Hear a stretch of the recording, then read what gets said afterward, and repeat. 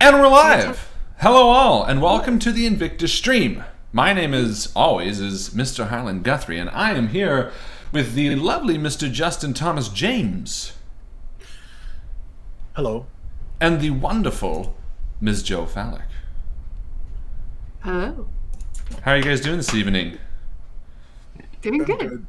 Is your name always Mr. Harlan Guthrie? Well, always? Actually, in a role-playing stream, it's really not, is it? Sometimes it's many different names. But tonight, it is Harlan Guthrie. Welcome to Call of Cthulhu Character Creation.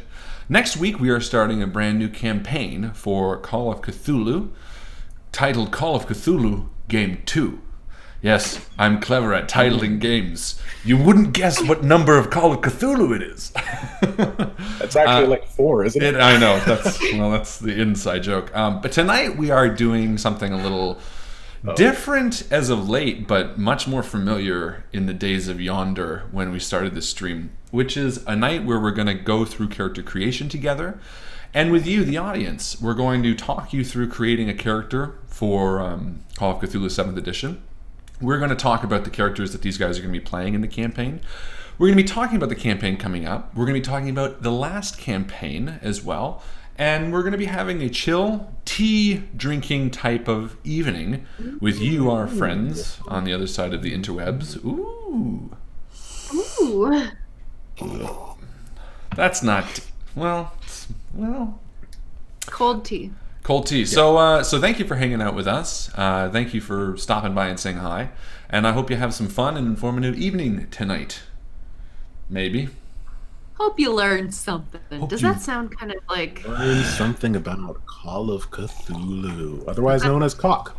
Cock. That's how I call it. You want some cock? So, want to play cock tonight? Call of Cthulhu. Look at this. It's the first time I've actually got to use this book. Everything is PDF. That's fine. Well, you joke, but everything is available in PDF now, and it's so much easier to like search a word and navigate to it that I rarely use these books. But it's kind of easy to do it for this because I can just look down and read it out. Call of Cthulhu is published by Chaosium. We have a really good friend of ours, Dustin Wright, who works for them. He's a very sweet boy. I wonder if he's actually in here. I've never actually checked. I don't know what his title actually is. Say hello if you're there, Dustin. I'm sure he is, at least in spirit. It's probably in the front there somewhere. He's literally at the front page. It just says, it's just all Dustin Wright. Actually, my name is in this too, because this was a Kickstarter thing. So yes, Call of Cthulhu. The game we're going to be starting next week is going to be a multi-part series. And these two are going to be playing some interesting investigators. And I think you guys have a pretty good idea of what you're going to be playing. Am I wrong in saying that? Yeah, I've got an idea. We've worked through some concepts, but I haven't rolled or statted out a single item. My dog is under the couch. Sorry, guys. It's going to be a wild one tonight. That's okay. So I'm looking forward to putting all of those numbers on the page. Me too, and it's a really exciting system that they do here. It is not perfect. I'm going to talk about some of the things that I'm not crazy about as we go through this, because I'll be like, don't worry about that. But creating investigators is obviously a really important part of this. Why don't you tell us, Justin, to start, who you're going to be playing thematically? Thematically, I am going to be playing a fellow by the name of Cedric Benson. He is from Georgia, but he doesn't have a Georgian accent, which is kind of strange. He speaks pretty much like this, and he is a concierge. Has worked in hotels all over Georgia and Arkham, and he absolutely loves his job. He's always smiling. He's always doing everything he can to make sure the customer is happy. He is black, so we are going to be taking, I guess, I don't know about a realistic approach, but I think thematically that is going to be something that Cedric is going to be grappling with. Yeah, and I think it's interesting actually, because we've talked a lot about racism when playing systems like this. Deadlands was sort of a big discussion too. And I think the general rule that I like to use, I should say, as DM at least, is that we're not ignoring the difficulties of the time, but we're not playing them up. To say that, you know, like, you are definitely going to be treated differently the way that, you know, you would expect to be, but there's not going to be story points or like plot points or things that detract from your experience of the game. Only things that you want as the player who's choosing to play this character to focus on. You know what I mean? Like, because I know part of the reason that you picked this character, not part of the reason, but the concierge aspect at least, was because you sort of wanted to play a little bit in that duality of someone fighting against the urge to do their job and service people, and also continue what you assume the story will be. Is that fair to say, sort of? Yeah, I think the concierge, I think Cedric has a lot of burying that he's doing of himself, of his past, and he always wants to present himself in the best way possible, but isn't necessarily able to tap into how he's actually feeling. So whether or not it's an actual conscious decision, I don't think it is. I think that he puts on a smile because it's what he knows best. It's kind of like a survival thing, to always smile and treat people with respect, even though they aren't treating him with respect at the same time. That's true. So, yeah, then you know what? Maybe then we probably won't focus. You know, Call of Cthulhu is a tricky one, because part of me says that the way that we did with Deadlands and the way that we've done it with other characters, not to even really focus on it, just make you another person, not focus on why. You know, but Call of Cthulhu is different in a way, because a lot of it deals with that social dynamic. You know what I mean? Like, it's difficult because there are stats about your appearance and the way you dress, and like, and a lot of it is about, what's that? Is it going to affect my credit rating? That's a question. Like, being a black guy, like, no, but you'll probably have a higher. Well, the way we generate characters is irrelevant of race. It's only the social way that we decide to play the game that will affect race. So I think it's just going to be more on my responsibility to communicate to you my concerns, and for you to communicate to me what your concerns are, if we have any. Luckily, you and I have played for a long time, and I have no intention whatsoever of making race any more an issue than you present it to be. Meaning that if you come into an interaction, you know, with sort of a tone that I can kind of read that you want to play up this as an obstacle, then I will try to reciprocate that. You know what I mean? Whereas I think I'll be less inclined to make it an obstacle, because it's sort of your guide to say yes or no, and me to kind of be the person to be like, okay, you take the lead on that.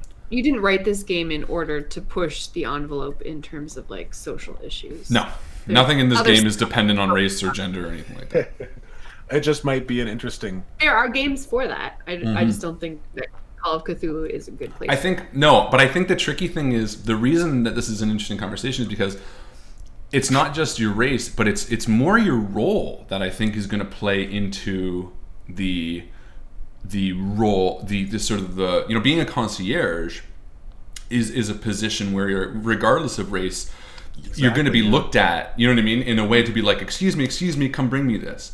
So I think, but also kind of invisible in an interesting way. Oh, it's going to be really cool to play. I think it's a great choice. Yeah. What I mean to say though is like whether you're white or black or whatever, someone is going to be like, excuse me, come here. We have to be more careful because you're black, almost. Yeah, exactly. But we have to be almost more careful because of your race, because I want to make sure it doesn't come across as. That is a good point. That as a concierge, no matter what, I am going to be like in a position of service where people are going to be calling me. It's not like I'm like a high banking executive and then people are calling me over to like do things for them because I'm black. Like, it's not that. No. And if you were like, it's funny because obviously Frank Underhill was not black, but I was very poor at disassociating, and I just always pictured you as Frank Underhill.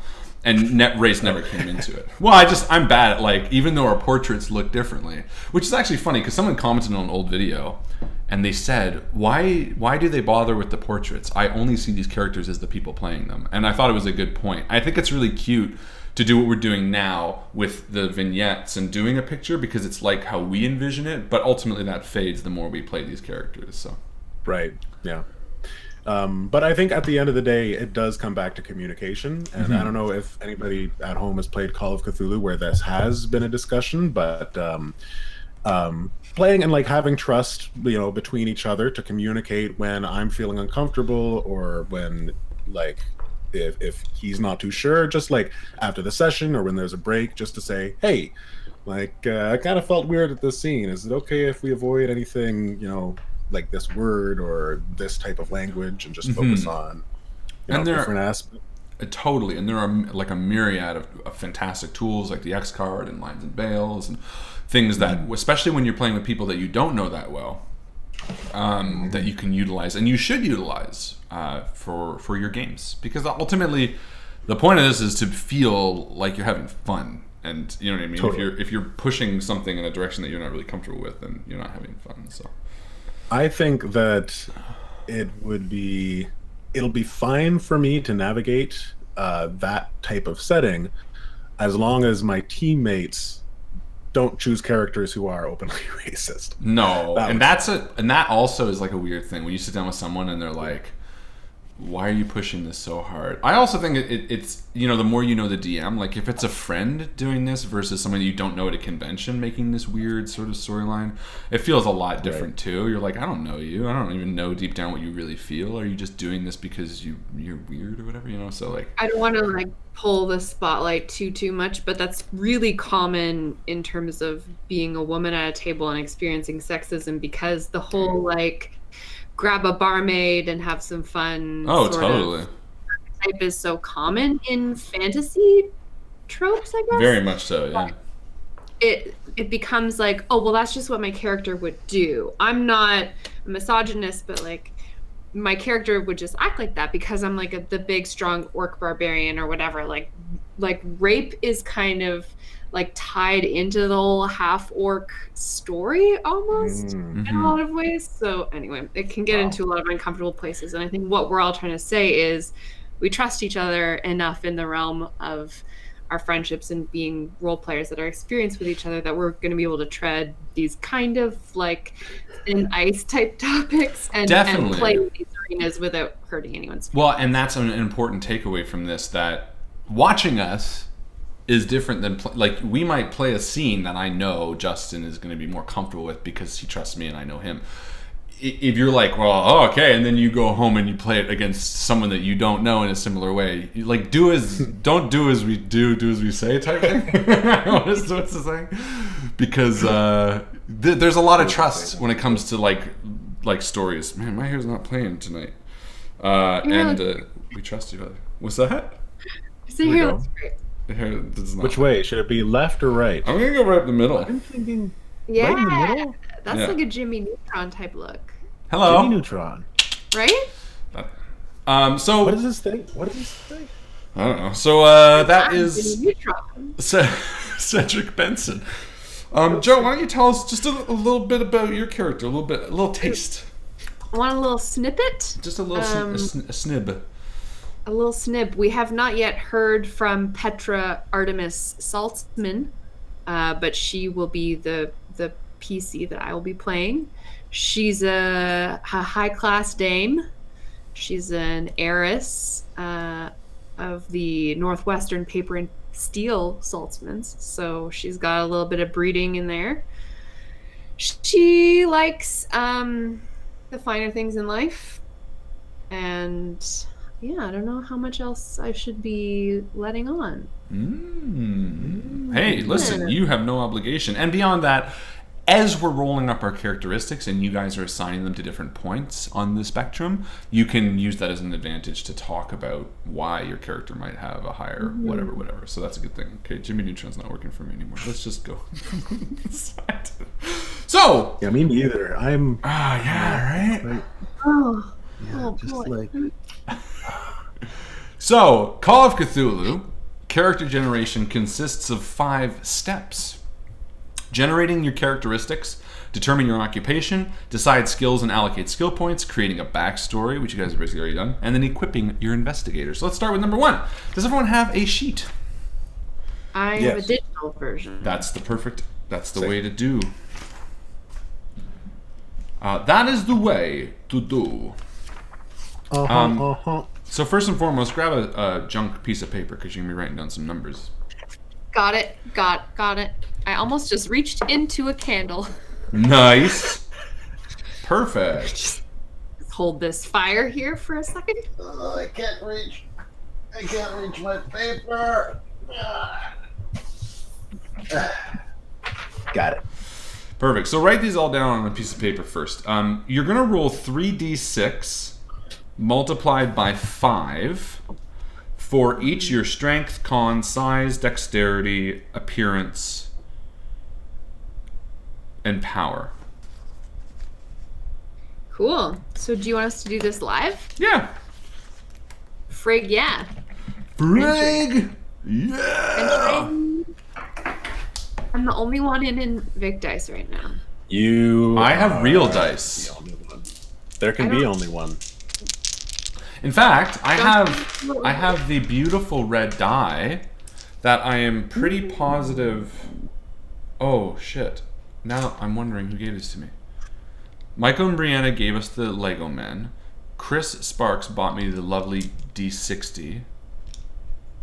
But I thought she also bought you those red ones. Yeah, because Brianna and Michael bought me these. I'm pretty sure Chris Sparks also bought me these. That was my original, for the record, that was my original thought, and I was going to say it, and then I would have felt bad. But Chris Sparks, I think you bought me these, right? If you did, thank you. If not, I'm so sorry to who did. 99% sure. Me too. Bjorn says that we could use the Discord roll-em bot, but Bjorn, the issue with that is that these rolls will not be preserved for posterity. Chris didn't. This video. Shit. Who bought? I feel bad. Right? We still get to overlay, right? Yeah. No, just roll them in what you're doing. I don't think Drew. No, Drew bought me the plushie. The red dice came with the dice tray. Oh! Oh, that's right. No one bought me these. The dice tray that you bought for yourself. Never mind. Alright. I'm going to do some rolling now. Yeah. Should I announce Yeah, sure. my results? Justin, Please you do. might as well say what you're up to as well. We're doing strength? Well, So it's 3d6 times 5 for strength, con, dexterity, appearance, and power. And you can, I mean, in my opinion, you can assign them to whichever of those you want. You don't have to roll them in order, but you can do whatever you want. oh, motherfucker. Ooh. That's really 3 bad. ones? I got a hot 15 on the board. Actually, I think if you roll really low, you can redo it. Let me check. Yeah, because that was wild. What was that for? No, I mean, he She's said gonna you can assign assign them them to after. whatever. Oh, gotcha. Okay. That's funny. That's not bad.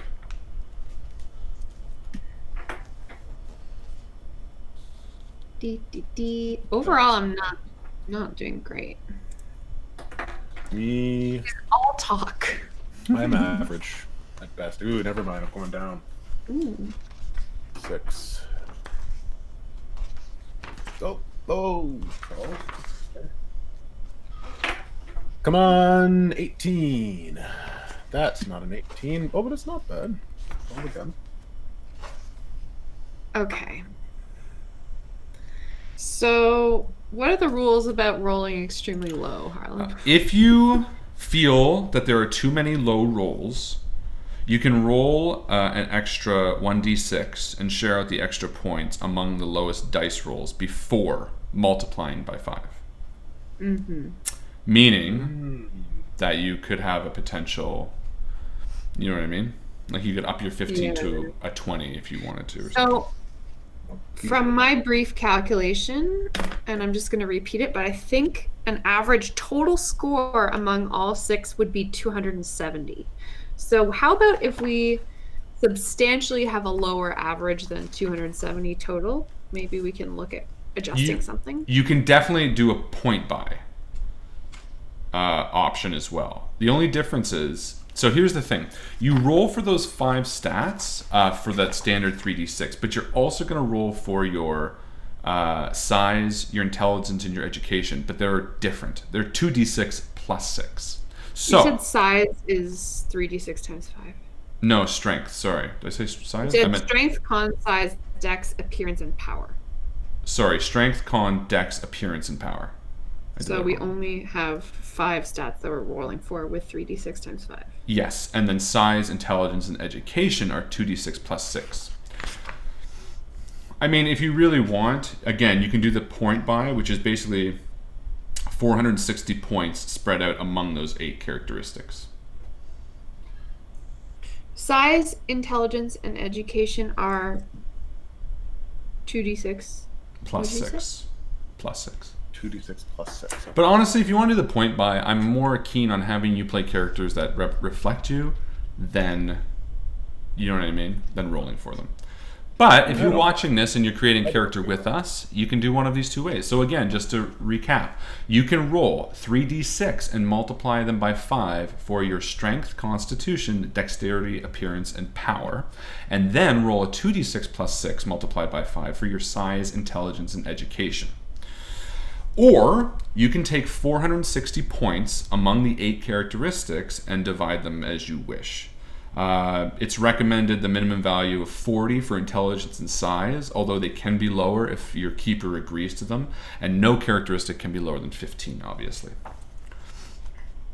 Now again, these stats should be written down on a piece of paper because there are still things that are going to modify them slightly, but that's where we're at. I mean, if you're pumping them into your whatchamacalls it, then it's not going to worry too much.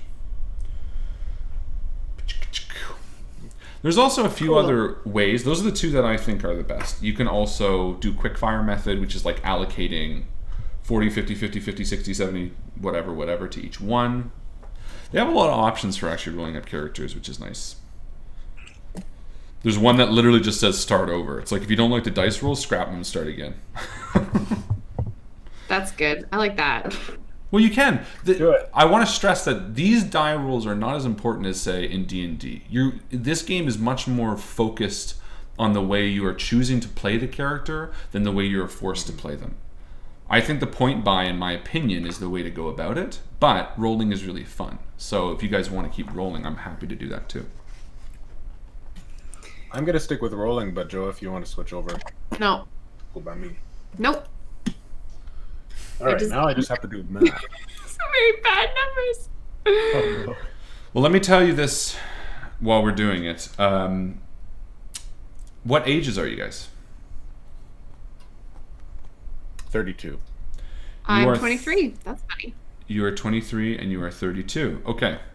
Both of you are in the same age category, which means you both get to make an improvement check for your education. And what this will mean is once your education has been assigned, you're going to roll a 1d100, and if the result is greater than your present number, you're going to add a 1d10. Say again. Have you rolled up your education? I have rolled 3 of the 2d6 plus 6 times 5. Okay. Do you know which one you want for your education? Not yet. Okay. Once you decide that, let me know. You're going to roll a 1d100, and if you get above it, you get to add a 1d10 to that. So you're basically more intelligent. And the way this game breaks that down is there's categories like ages 15 to 19, 20s, 30s, 40s, 50s, 60s, 70s, 80s. Depending how old you are, your numbers change. Meaning that if you're young, if you're 15 to 19, you take 5 points away from your strength or your size and from your education, but you roll twice for luck and you use the higher value. If you're 20s to 30s like these guys are, you make an improvement check for your education, which again means you roll a percentile dice and try to get above your education, and if you are, you add a 1d10. If you're in your 40s, you take 5 points away from strength, constitution, or dexterity, and you reduce your appearance, but you make 2 improvement checks for education. So it's kind of cool. As you scale up, they sort of factor in that you aren't as strong, you don't have as good constitution, your appearance is going to be lower, and your dexterity might be lower, but your education goes much, much higher. Got it. It's sort of the way it balances wisdom, you know what I mean? Which is kind of cool. Okay, so I can roll a 1d10 right now Yeah. to see if I boost my... Oh, I have to roll 1d100 first, right? Yes. So roll 1d100. What's your education at? Education is 60. So yeah, roll a 1d100, and if you're above that, you get to add a 1d10. Okay. If I'm above it or below it? Above it. Oh, no, I wasn't above it. Yeah. No, then you're good. Can I roll mine? Yep. My education is 60. Perfect. So you want to roll, well, 100, 1d100. 1d100. I got yeah. 31D. Nope. So you keep where you're at. Perfect. Okay. Great. So, Is everyone happy with the way their character is looking? Loving. yeah. I look very middle of the road, it looks like. Yeah, me too. It happens. Hey, it's real. We can see your sheet, I guess. Yeah, so I thought I'd just punch it in, and then That's people can... nice. I would Watch. bring yours down a little bit more because of the way the screen is cropped, Justin. We can't actually see it. Bump it down just a smidge more. Is Perfect. this better? Yep, perfect. Yeah, okay. So one of the other great things about doing a campaign with Call of Cthulhu is we're going to be building these characters. XP in Call of Cthulhu works in a really cool way. Every time you use a skill in a session, which we're going to call a 3-hour session each of our games, you check it off. If you have used it, so let's say, I should say every time you succeed at a skill. So let's say on your character sheet you are using art and photography, and you succeed at something that was important to the session at hand. Check that off. At the end of the session, you will then roll a 1d10, or a 1d100, I should say. And if you roll above it, like we just did, you will improve upon it by adding a 1d10. So you're constantly improving these skills by using them in a positive way in the sessions. And because of that, it's neat because it's not always guaranteed. But the low skills, if you are a 15 in something and you use it successfully, the likelihood of improving that by rolling above it on a 1d100 is much more likely than you are if you're a 70. So you're going to improve the things that need improvement, and you're less likely to get super OP in something else. And I think that's, again, a really clever way they do it to improve your character. It's like if you're shitty at photography, the more you use it, the better you are. If you're already great at it, you're not going to improve that much. So it's that when you fail a roll, you get that ching.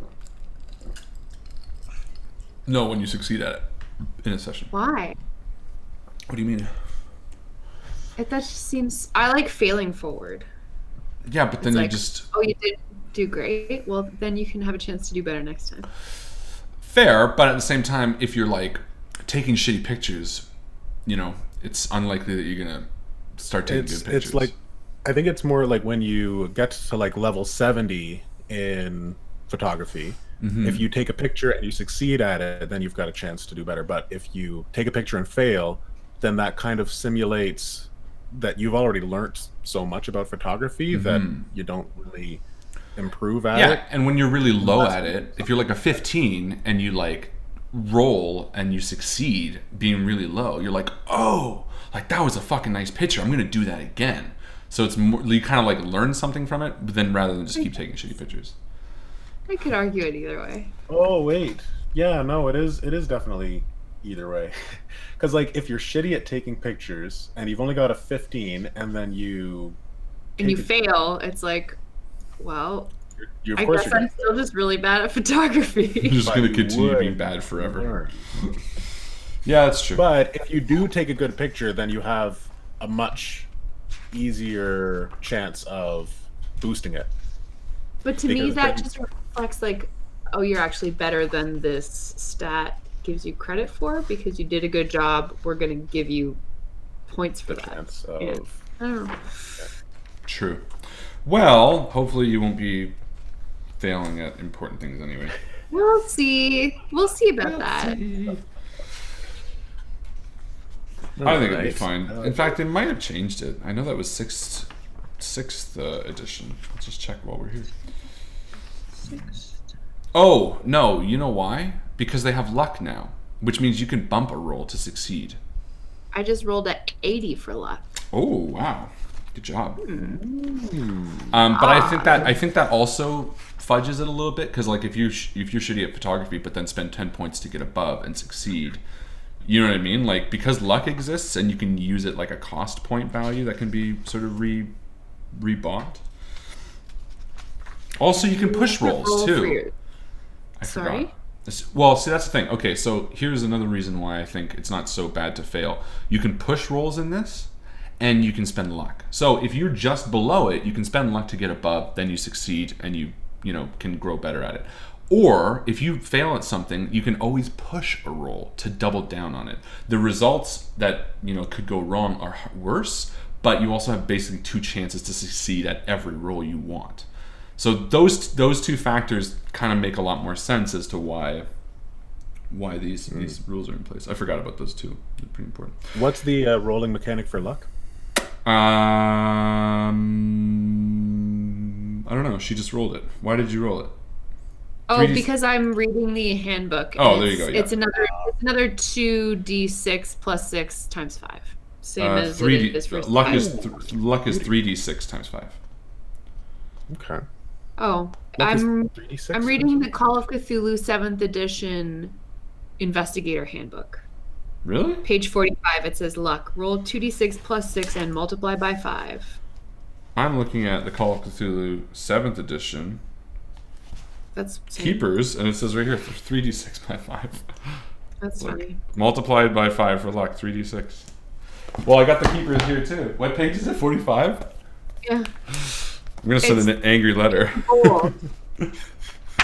Anyway. I rolled an 80 as well. Hey, lucky. That's lucky. Lucky. Luck. No, it says here, luck, 3d6 like... by 5. In the Investigator's Handbook. Look. What? Yeah. I'm going to take a picture of this. No, I totally believe you. You know what happened? Did you get that from our library online? Yes. It's possible, because this was part of Kickstarter. What they might have done is they sent me PDFs. I might have uploaded it and then they changed it or something. I'm just sending a picture.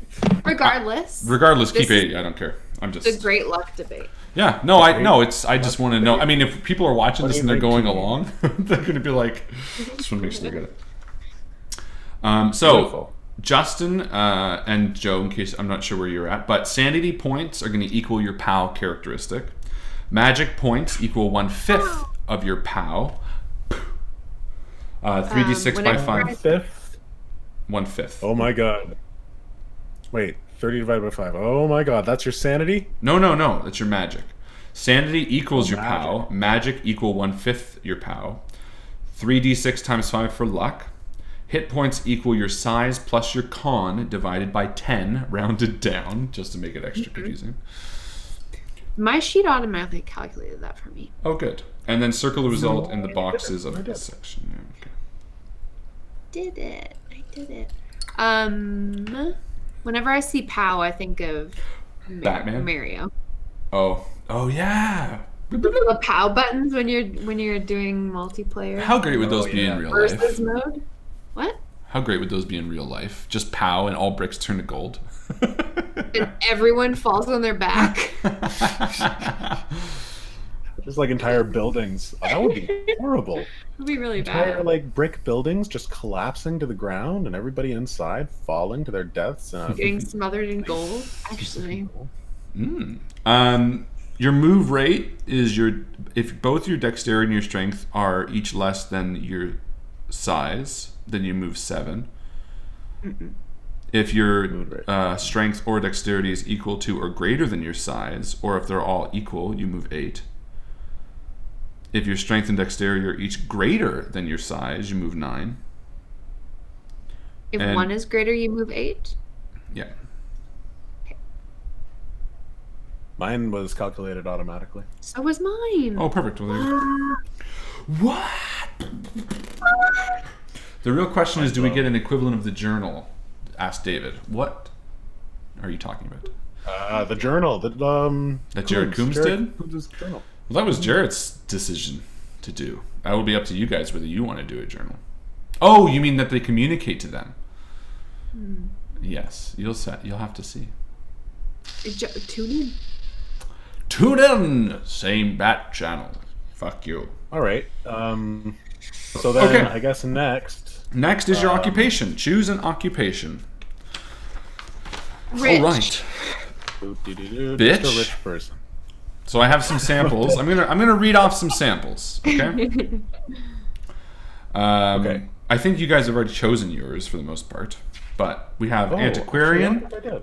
artist, athlete, author, clergy, criminal, dilettante, doctor, drifter, engineer, entertainer, farmer, hacker, journalist, lawyer, librarian, military officer, missionary, musician, parapsychologist, pilot, police detective, police officer, private investigator, professor, soldier, tribe member, or zealot. And these are all examples. I think you picked concierge. Is that actually one of them? No. It's like an entertainer, right? Chauffeur. Well, you could kind of do whatever you wanted. These are, in my opinion, these. Oh, this there's butler, valet, maid. Is that like? Yeah, like but you can just make concierge? your own. Maid is like cleaning things. I don't really clean things. I like get people tickets to dance classes. I don't know. Butlers. That's kind of. Butler. Butler. Similar, yes. Butler. Rich bitch. Bootler. Okay. Let me take a look at these. Yeah. Yeah. Yeah. Yeah. Okay, dilettante. Dilettantes are self-supporting, living off an inheritance, trust fund, or some other source of income that does not require them to work. Usually the dilettante has enough money that specialist financial advisors are needed to take care of it. Probably well educated, though not necessarily accomplished in anything. Money frees the dilettante to be eccentric and outspoken. Yeah, so that's about it. Occupations. Occupations. And now that you're 20 or 21. I love the picture on chapter 4 that's like a guy on a plane. guy on a plane shooting a Luger at a giant Little Like- revolver. double-tongued Pow, pow, pow. flying Chew, monster. chew, Like, chew. I'll get you.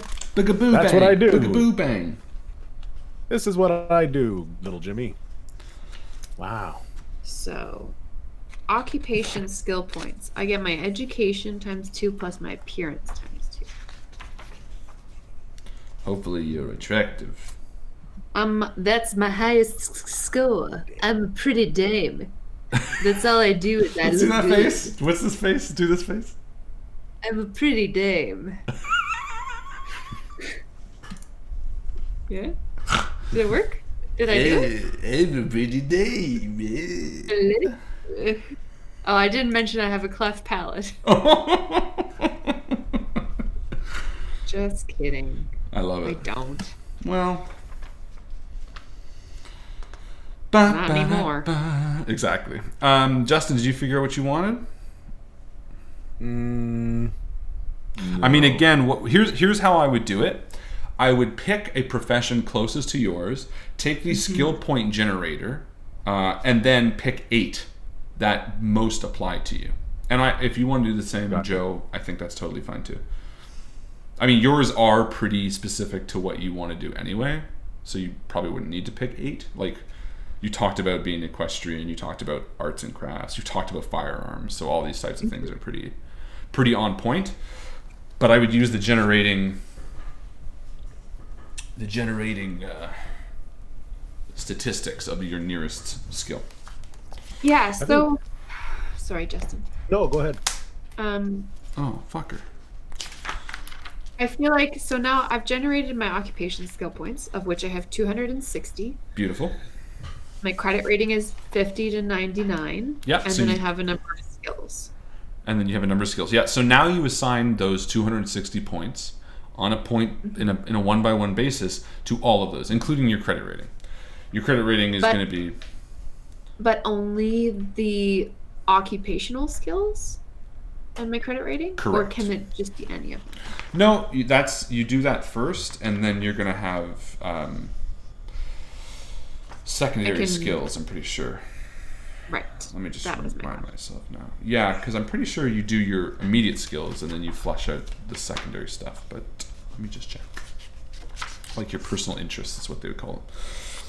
Yeah. So this is all your professional skills. You're going to fill out the points you just tallied into your professional things. And then afterwards, we're going to do personal skills. So anything that you would do in your spare time, this is what would account to them. Now, one of the cool things about this, again, is you might, in your occupation, learn how to be a photographer or to use firearms. And you also might work on it in your personal time. So you can make...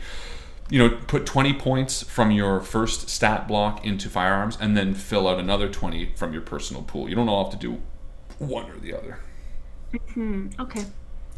So yeah, if you're following along at home, all you need to do is find out what occupation you are going to be. Let's say you're a musician. You would use your education times 2 plus your dexterity times 2 or your power times 2. And then within the book, there are 8 subsequent skills that are specialized towards this occupation. And again, I don't think you have to limit yourself to what's in the book. I think there are a lot of cool options that you can do. Or else. I'm excited to choose my 3 other personal skills or era specialties. I think she likes to drive fast cars. Yeah. So I chose drive auto, even though she's a female. Wait, a female? I think she's a bit of a busybody, so she's gonna have a good listen skill. That's gonna be Or useful. is that not really like a personal specialty? No. Could be. As a dilettante, I think that's definitely a personal Yeah. Whoa. That's right. I'm gonna go with waiter as the. That similar makes the sort most of- sense for sure. Yeah, good call. What are your skills that are associated with being a waiter? Oh, let me tell Knowing how to high tartar amongst actually, the Butler's pretty various close too, ingredients. actually. I might actually go Butler. I feel like Butler is more in line. I take it back. What did I say? Too late. I'm thinking of very like Jeffrey from Fresh Prince. Oh yeah. No? My character? No, Jeffrey's too snarky. He's got a He's bit of an like, edge though. He's got a pretty sexy. But my guy's like, oh please, yes. Yeah, much more earnest than Jeffrey. No, you're so right. Make your character the way you want it to. How dare you make your character really want? Are you role playing the God. dilettante already? How fucking fun would it be to play Call of Cthulhu as the Fresh Prince family? So you'd have like a Oh my Will God. Smith character, you would have like a Vivian Banks. It'd be fucking Let's do fun. it. Let's scrap our characters. Let's do that. Just forget Okay, it. I'll Not wrap worth it. things. Carlton. Carlton. I'll be Uncle Phil. Oh, Danny Evil Cat said the improvement roll is only supposed to be when you succeed without using luck, push, or advantage. Fair enough. It's just a terrible system then. Thanks, Danny. It's just a terrible system, guys. No Dang. alternative. Education time. If you're watching this, please like the video.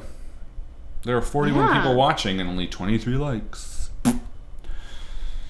And a down vote already. Down vote, down vote, down vote, down vote, down Down vote, vote, down vote, down vote, down vote, down vote. But I mean, Justin's dancing as well, but you just can't. I am see. dancing internally. I'm still deciding whether I want to be a butler. a I'm gonna bootla. write these down. A bootla. For the people Would you watching like at to be a boot- for people watching at home, the next step. Should I move on to the next step? I'm or ready. you guys? You ready? Wait, Is to- no, I'm we not should wait for ready. Justin. Well, Oh, close. We should I'm wait not for even Justin. Close to ready. What am I doing? Yeah, You still- 100%. I'm a butler. Their Yeah. work might include making travel arrangements, managing their employer's diary, and organizing household finances. managing Household finances. diarrhea. Yeah, managing employer's diarrhea. I have not allocated my skill points, but I feel like that'll come with time. In just time, chose young Spadwalker. Because I have 260 of them. That's going to take a little while. I got to think. Well, you Do do I them in have chunks, right? Like you're like four? 70 So I always do my highest first. Like I'm like, I know I Well, need a fucking high. I choose every one. I think. All right, now point 68. Where am I going to put that one? You have to have a personal connection with them. I do. Each point is precious to me. Johnny, the first session was 10. The first Call of Cthulhu was 10 sessions, 10 chapters, 10 parts. And Chris, actually, yes. Petra is somewhat inspired by Ruby Delavine. She loved playing it so much that she was like, I want to play a similar character. A little bit of an edge to her, though. I mostly played Ruby because I wanted to be a supporting character for all the broodlings that we were playing with. I didn't really want to like do any hardcore investigating or finding of clues or whatever, because I sort of wanted to see how you guys were going to play through the encounter. She so sacrificed she was a little bit fluffier herself for your enjoyment. She was fluffy and she was really fun to play, but not like mechanically really well done character. So I'm excited for Petra to come on the scene.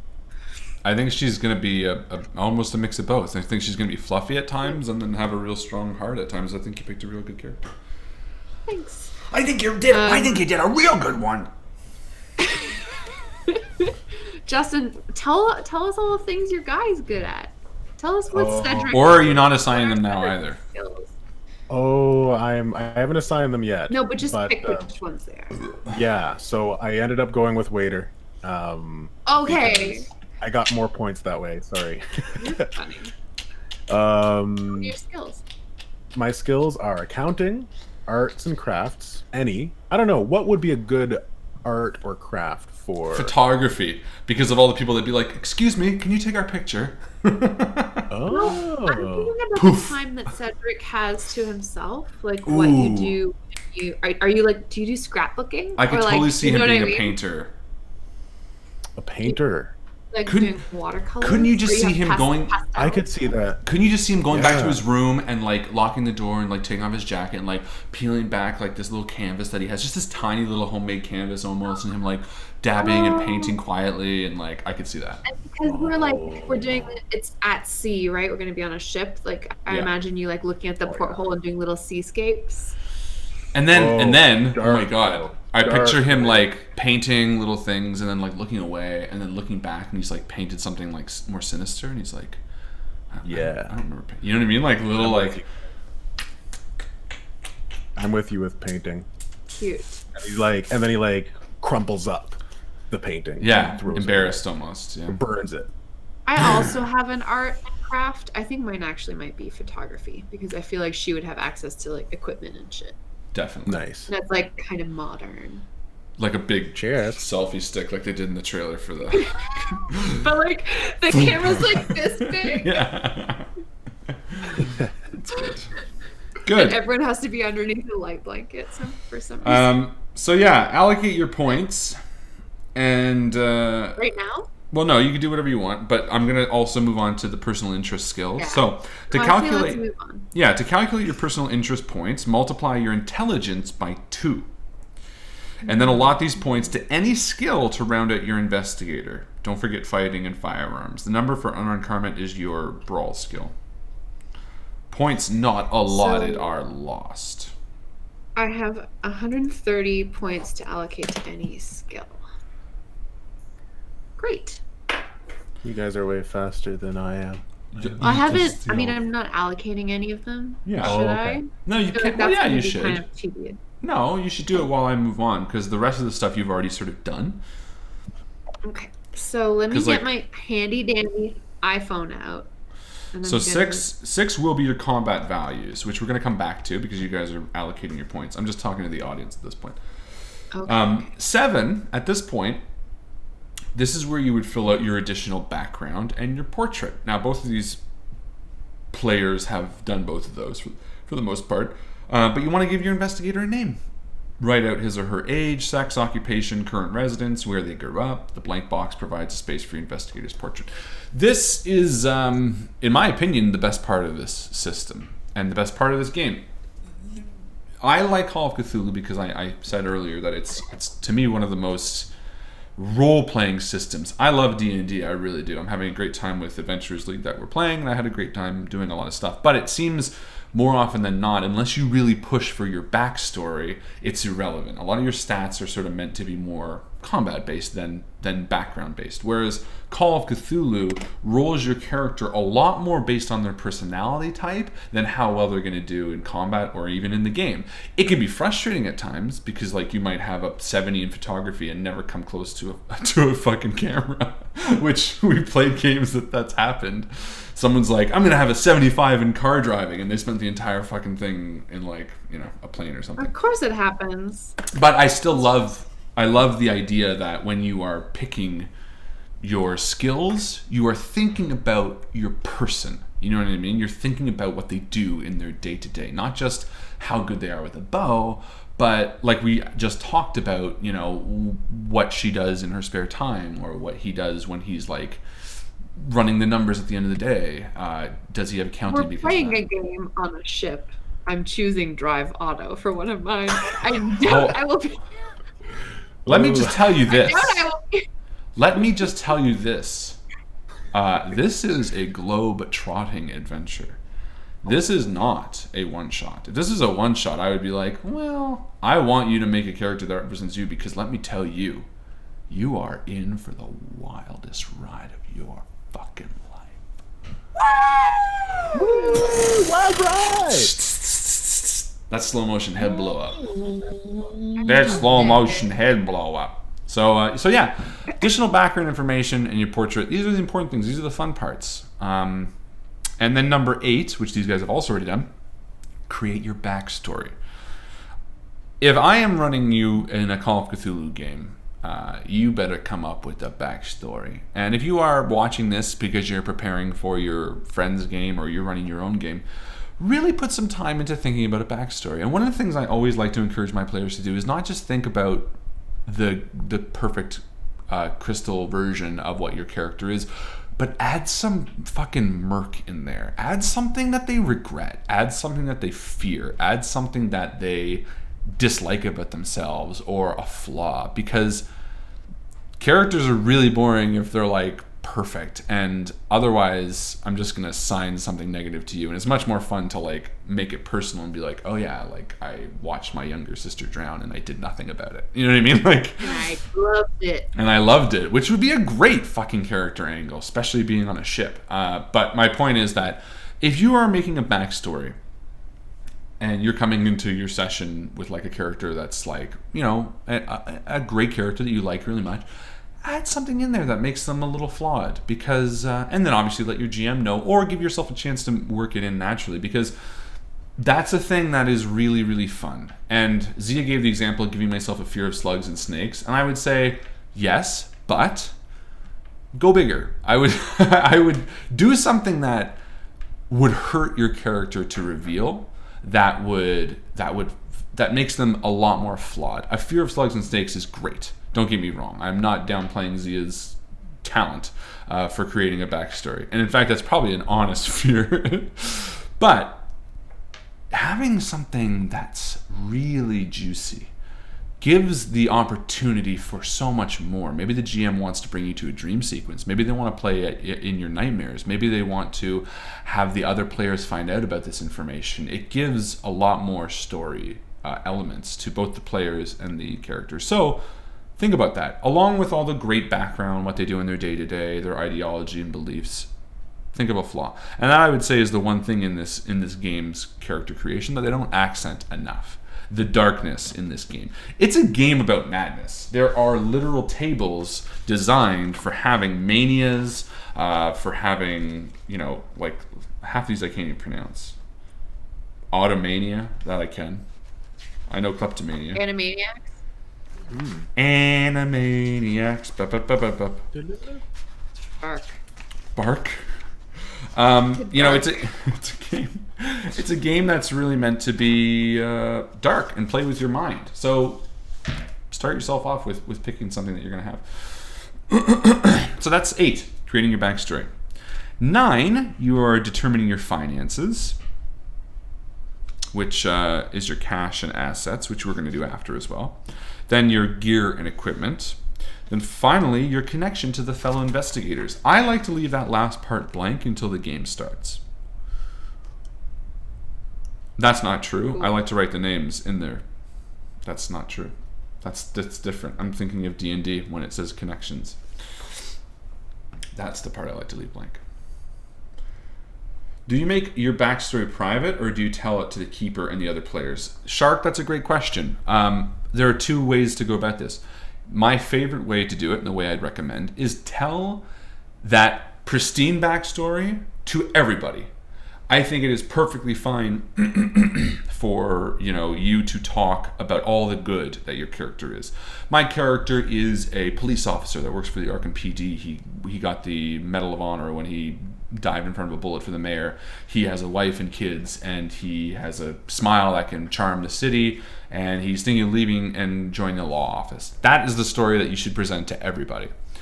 With the flaws, with the character arc that you're hoping to commit to within a larger campaign, I would tell to just the keeper and yourself. And furthermore, I would talk about it. It's perfectly fine to come up and say, here are all the flaws in my character, but it's even better sometimes to come up and be like, hey, I have a flaw idea. It's this. How does this work? Because, collaborating on a flaw is sometimes the most fun. It also disassociates you from feeling too passionate about the character too. Like, it's tough to assign flaws to a character that you like, because you're like, oh, I built this character, I don't want them to be flawed. But if you're like working with somebody, you see it more as a third party option. You're kind of like, okay, this is a character. I'm not going to take it personally when they enjoy drowning cats or something like that. But good question, Shark. I would definitely share that beginning with everybody and share the darker notes for the keeper.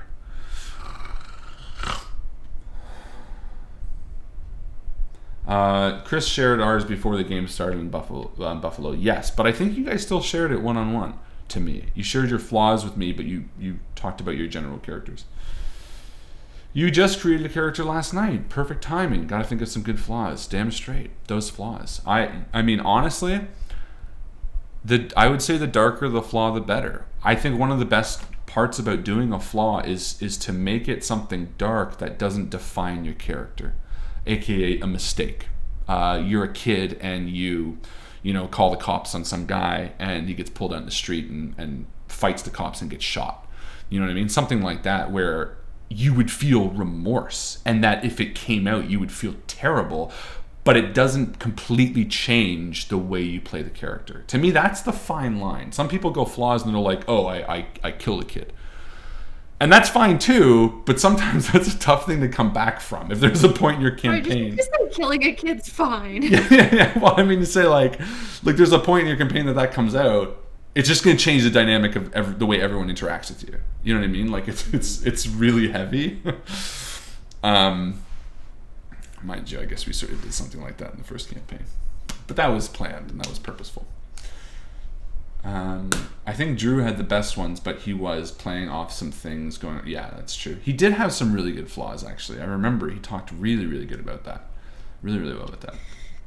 Harlan, can you hold my hand a little bit in terms of credit rating? Happily. So my character's credit rating is 50 to 99, but it also instructs me to buy credit.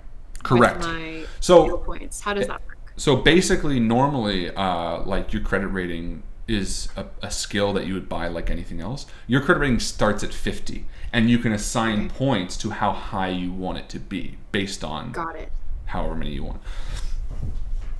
Same goes with you. What's your credit rating, Justin? Mine is 9 to 20. So yeah, so basically you start at 9. If you want to put 1 point in, you're going to end at 10.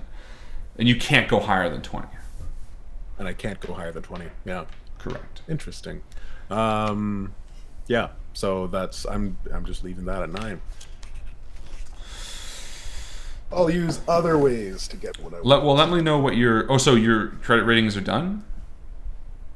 My credit rating's done, yeah. Done? Okay, so you have a credit rating of 9? Yes. So you have $9 in cash and you have $90 in assets?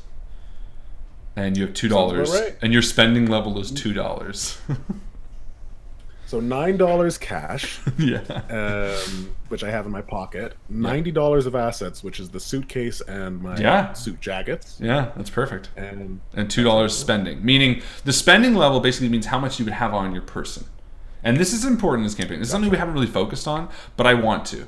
It's something that, like, you know, if we've said many times, I buy him a cup of coffee. But if your spending level is like 50 cents, yeah, you can't. I'm going to be like, no, your spending level is way too cheap. You do not have that much. So you're only going to have $2 on you at any given moment. You can plan ahead and say, okay, I'm going to take the $9 out of my fucking bank, and I'm going to do that. But you can't go above. Did you pick your credit rating, Joe? Yes, I have a credit rating of 70. Perfect. So you are wealthy.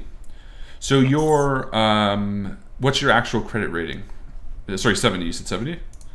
Yeah, so 50 to 99, and my rating is at 70. Perfect. So your cash is going to be 70 times 5.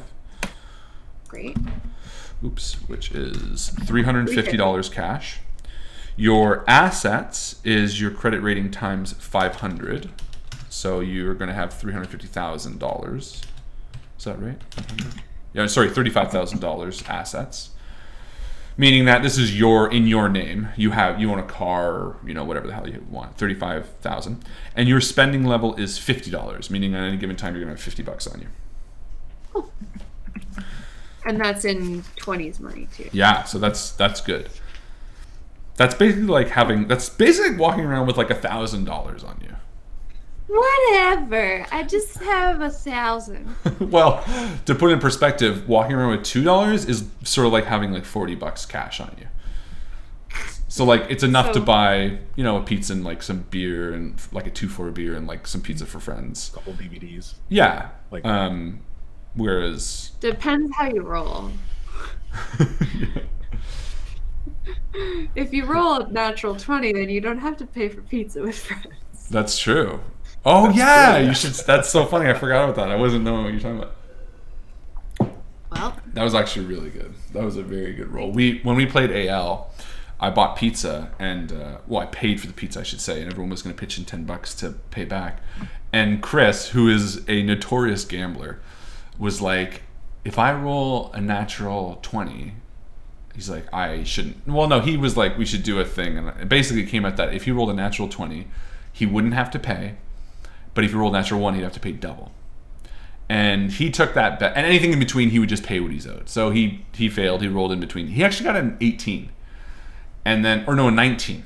And then I think I rolled and I got an 18. And then Justin would not I was gamble. like, no, I don't want to roll. I'm not a gambler. And you're like, just roll. Just roll. And she rolled a nat 20 and didn't have to pay. Which was pretty good. And then Justin didn't. Luck. Justin did not play. I did not play. No. You're a good boy. You don't play, you pay. You don't play. Or you don't or pay you pay sometimes. double if you do play. Definitely. That's how gambling That's is. how the saying goes. It's pretty much how it works. Perfect. So then we got gear and weapons, I guess, right? You done your finances? Yeah, I'm just figuring on the rest of my any skill points. Oh, perfect. I only have 85 left to allocate, so I'll be done just a little jiff. Well, I'm all you mean a done GIF. mine. You mean just a GIF? Just a little jiff. Jiffity biffity boo. So I'm all done my stats. Rub it Shall we in. go over them while Joe finishes hers? Sure. Why don't you read out what you got, boys? All right. I mean, will boy and girl. share away. So I was true to character, but I also went with a few stats and fit that into my character because I know they're useful in Mm-hmm.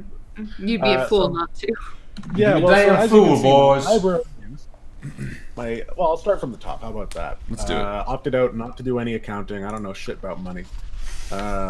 Painting is only 20. Give myself 15 there. My charm.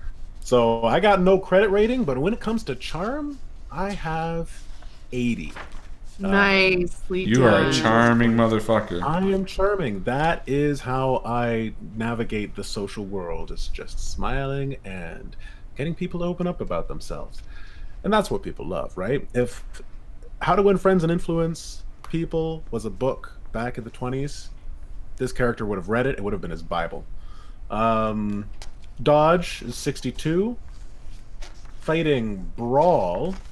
So this is one of my personal stats.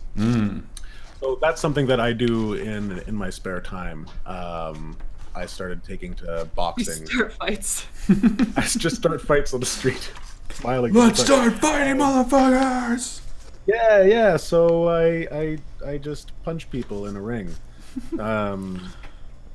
So there's that. Library use is one of those skills that I was like, okay, well, that's up to 70. Oh, you were doing library use. I am doing library use. Yeah. Okay. Library use is up there. Persuade is 45. Wait, are you going to punish me? No. You read my email though, right? I did. Yeah, that's I fine. thought I did. No, I just meant that you totally fine. It will come in handy nonetheless. Don't worry. Okay. Then I got Persuade at 45, just in case I can't charm my way out of something. And then Spot hidden is 75, Stealth is 50, and Swim is 30 for unrelated reasons to us starting on a ship. That's good. That's a good character. Here's an interesting just while we're on the note, because you have a really high charm. I just want to make some points about the difference between fast talk, persuade, intimidation, and charm. Because a lot of people tend to confuse them. And if you're watching this is an important thing to know. It's not for the player to nominate which of these 4 skills they are using in a given situation. Instead, a player should describe what their investigator is doing and saying, and it is up to the keeper to decide which of the 4 skills is appropriate. In an example, if the investigator is threatening violence or acting aggressively, this skill is obviously charm. No, it's intimidation. If the investigator is attempting to befriend or seduce, the skill is charm. If the investigator is using a rational argument and debate over a prolonged time, the skill is persuade. And if the investigator is acting quickly to deceive, con, or trick, the skill is fast talk. The 2 biggest points I need to make on this is that fast talk is a temporary boon. It is something that a lot of people think means that they can get into anything. It has the quickest turnaround. It lasts about 15 minutes. It's sort of like talking yourself into a club, maybe, to be like, I gotta go get my friend, he's just inside. It's like, yeah, you'll get past the door, but in about 15 minutes, the bouncer's gonna turn around and he's gonna come in and he's gonna start looking for you because you didn't really, So charm is a great skill, and I think from the befriending angle, it makes a lot of sense. Because I don't think your character is a fast talk. Intimidation is not what I get either, and persuade is your second charm skill. So it makes sense. Yeah. I know that you know that. I'm just thinking of saying it for people that are doing No, totally. And I actually did forget. So, like, the befriending angle. I guess, like, my character, he's befriending other people. But it's like long game fast talk. He doesn't actually want to be their friends necessarily, but he wants them to think that he's his friend. So, and that's fair. In fact, on that note, I'm going to talk about charm and sort of what it means in the way of pushing it. So we talked about pushing rolls. So in Call of Cthulhu, anything you do, if you do not succeed at, you can push. Push means you roll again, but the circumstances are more dire. So for example, let's say you're trying to charm somebody and you fail at what you were trying to do, such as befriending. You can push it. An example would be overtly flattering the target with affection, presenting an expensive gift, building trust by imparting a secret. It's about being charming, so if you try to take an alternate approach when you're pushing, I might sort of put a lock on it. And I think pushing oftentimes makes you think that you have to try a different angle so far as like switching what you're doing. Is Justin still there? No, he definitely got froze. Oh. He got frozed. Well, anyway, it also talks about an example of a failing a push. And let's say if you try to do a charm and you didn't succeed, you just don't charm the subject. But if you're trying to charm somebody and you push it and you fail, they would probably take offense, have nothing further to do with you. If they're in some way with your enemies, they may try to trick you even. Like they might try to be a little bit more like, oh yeah, no, totally, and end up deceiving you into having you think that you've charmed them, but you haven't. And finally, because this game sort of focuses a lot on insanity, if an insane investigator fails a push roll, you might fall head over heels in love with them, and essentially like they're casting dominate on you almost. And then I would be like, okay, well, this person, you'll kind of do anything that you want. Like this sort of bounced back against you. Because insanity sort of opens up your mind to being really sort of easy going on that kind of stuff. While we're on skills, are there any skills that you're looking at? You talked about drive a little bit, but are there any skills that you want to get sort of a little bit of clarification on maybe, or get examples of push, or get examples of a consequence of a push on a specific skill? The book details a lot of great examples of each of these things, and because there's sort of vague titles at certain points, I'm happy to elaborate on any of them. For example, we talked about listen, Joe, which I think is a really important skill. What did you end up going with for listen? What percentage? I'm a 65 in listen. So that's really good. So if there's something that you really wanted to hear and you ended up pushing, an example of that in a narrative sense would be like stopping dead, listening, getting closer to the source, telling everyone to be quiet, or getting down on the floor. And obviously the consequences would be whatever you're listening to, maybe catching you, or, and this is another example, mishearing the information. So if you fail something through a push, it's not necessarily going to be overtly obvious that you have failed. You might hear me be like, yeah, they say they're going to kill her tonight. But that just could be misinformation. That's cool. Yeah. That's like, I've heard in a live play podcast where you have to do like a languages check basically to be able to read like this scroll, and the DM actually didn't tell the player whether they had passed or failed, and they told us the information, but like it was half wrong. Yeah. No, and there's a lot of cool examples like that. Did you want to hear what my skills are? Yes, please. What I'm rocking? So I've finished all of my allocation. She's got kind of a broad smattering of skills. She's got a 13 in anthropology, a 15 in appraise. She has many fine objects around, where she can kind of be like, oh, that looks expensive, but maybe she doesn't necessarily know where it's from. Well, that's expensive. Yeah. I like it. 16 in archaeology. And I would imagine that there are many urns and whatnot around her mansion. 20 in photography, so she's got some equipment around. Her charm is 60. So she's got a pretty smile to work with. Her credit rating is 70, lots of cash in her pocket. Drive auto, she's got a 30, so maybe she's taken a couple of driving lessons and she really appreciates a nice automobile. Who doesn't? Well, Petra certainly does. She has a 50 in handgun firearms. She's been to a few ranges, maybe taken out hunting. She can speak, or I guess read Latin. It's really more of a written language than a spoken one. 31 in other languages. Listen at 65, so she's pretty nosy. She has an occult skill of 35. To be discussed. Persuade of 25. So she's got a little bit of an edge to her voice when she needs it. Psychology of 28. Maybe she's used to sort of trying to figure out whether someone's lying or not when they're, how girls stand around and gossip. Ride of 25. So she's been on a couple horses. Petra has bred thoroughbreds. Her family has many fine mares and studs. Spot hidden at 70 because it's Call of Cthulhu. I told you wouldn't need to do that as high, but you can. I just wanted you to know that there were options.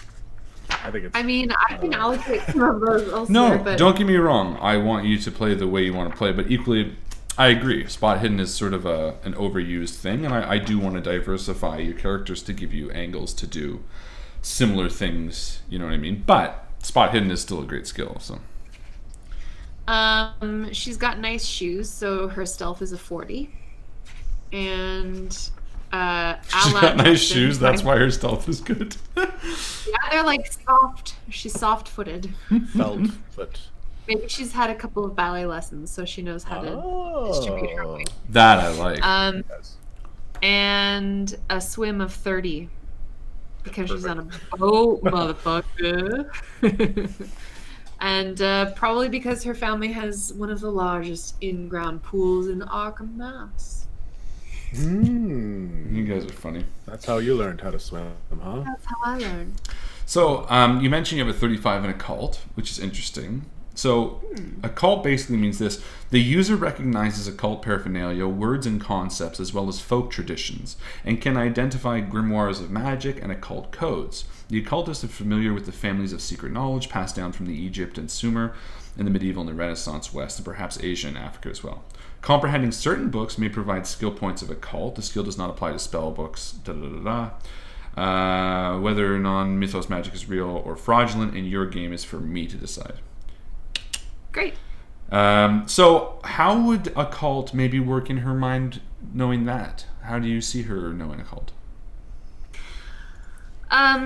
Well, I had mentioned to you a little bit before when we were discussing the origins of my character that maybe when she was growing up with the other girls in her boarding school would have played with the 1920s equivalent of a Ouija board, maybe would have dabbled in the idea of tarot cards and palmistry, sort of sleepover type occult stuff. Like she's read a couple of scary books, and she's pretty interested in the occult as almost like a fad.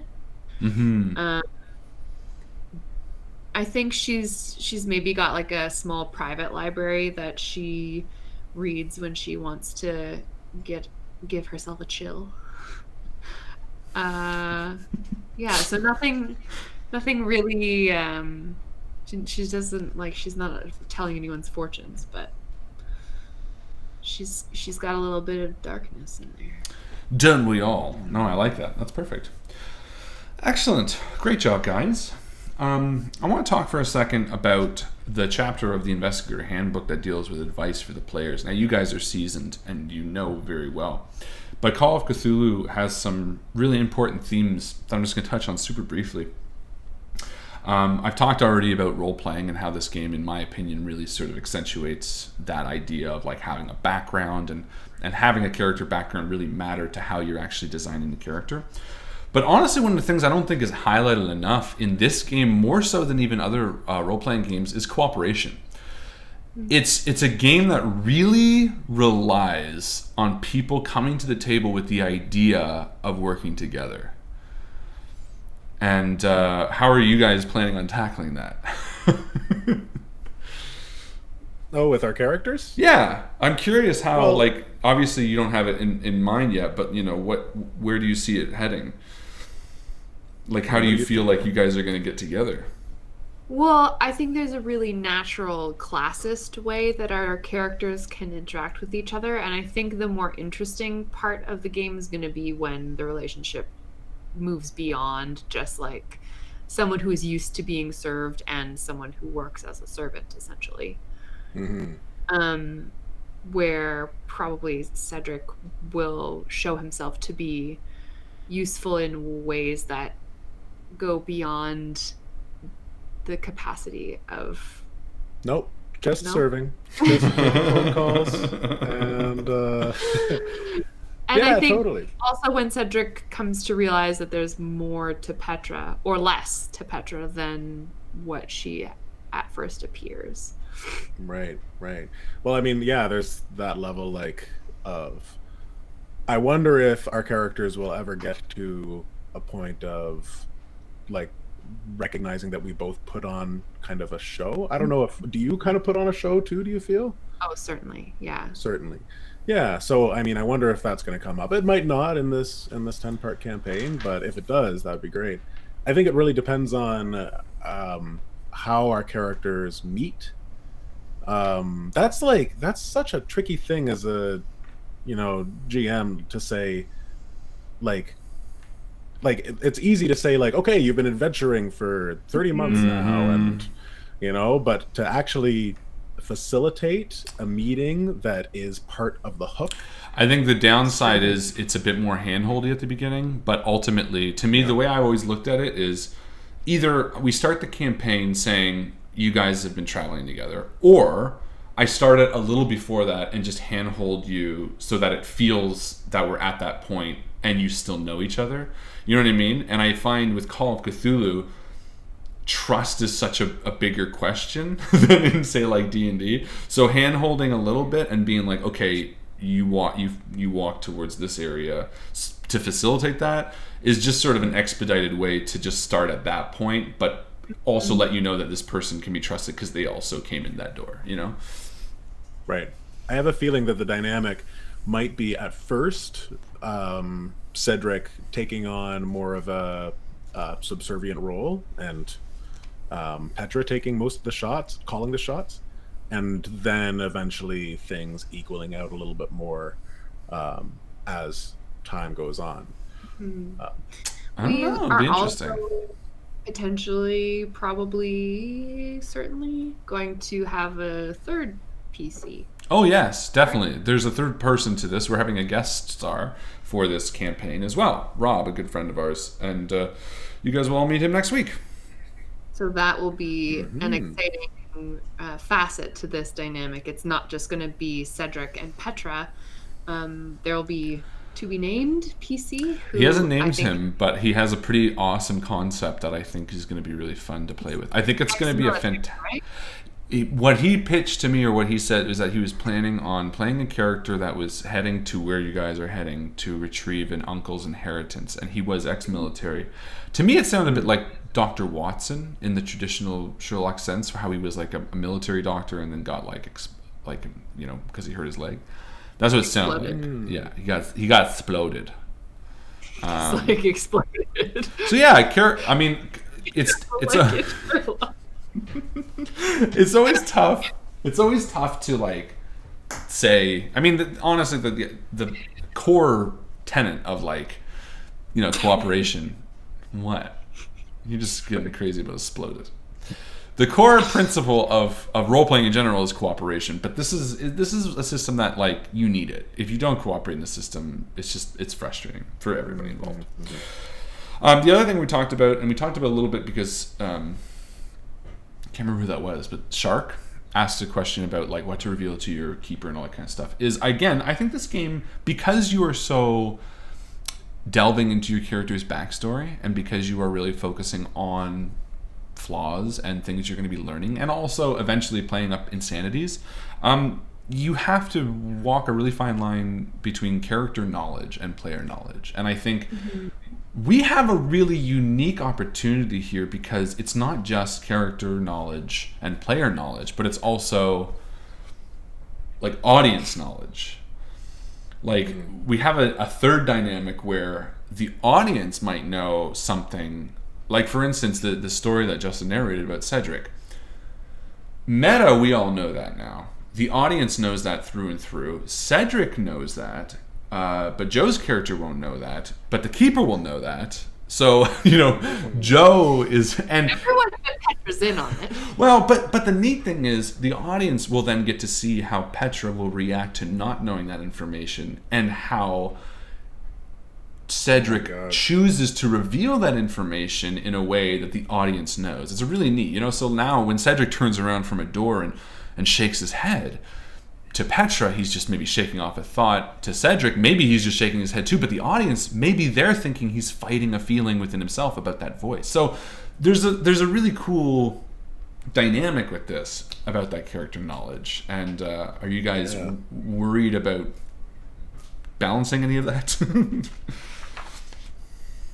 I mean, it adds another level of complexity to what we are doing just on a weekly basis, apart from playing a game for an audience with each other, and trying to like write a story all together. Essentially, we also like including everyone into like the behind the scenes knowledge a little bit. Mm-hmm.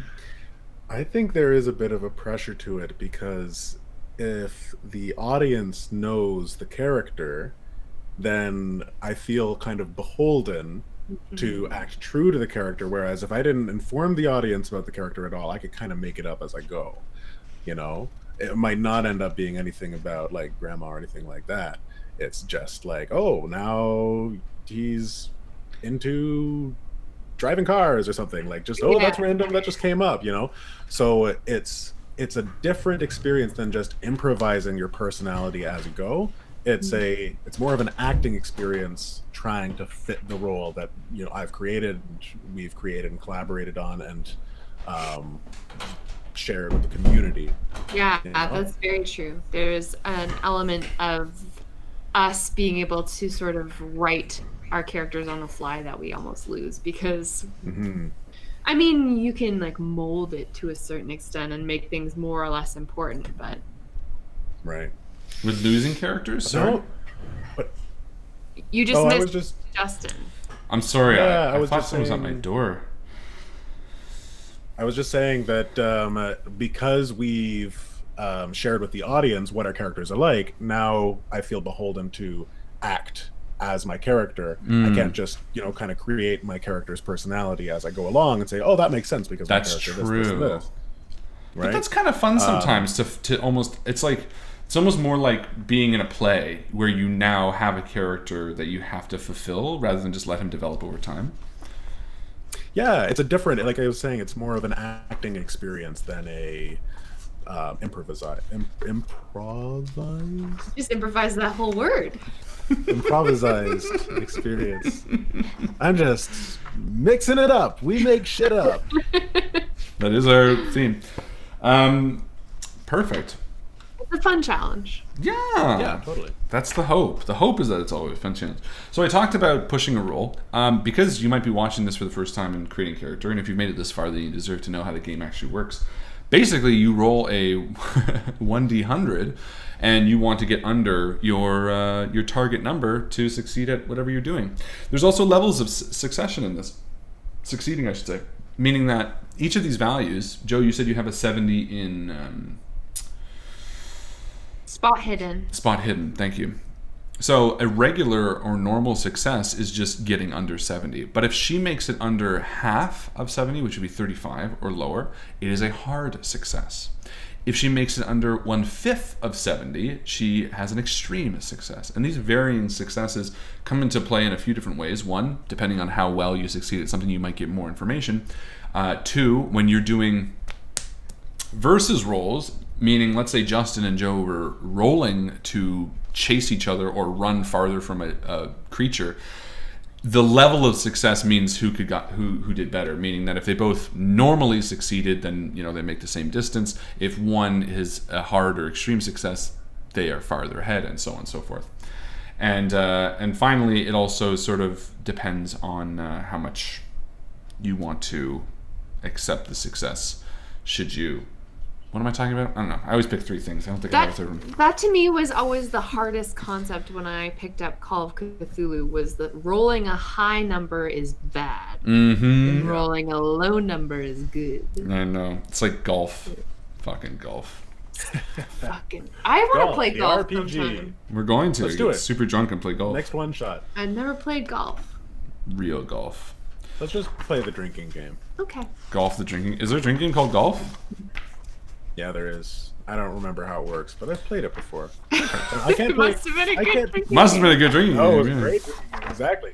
I can't play real golf because I'm way too tall. I need to get like custom cues or whatever they're called.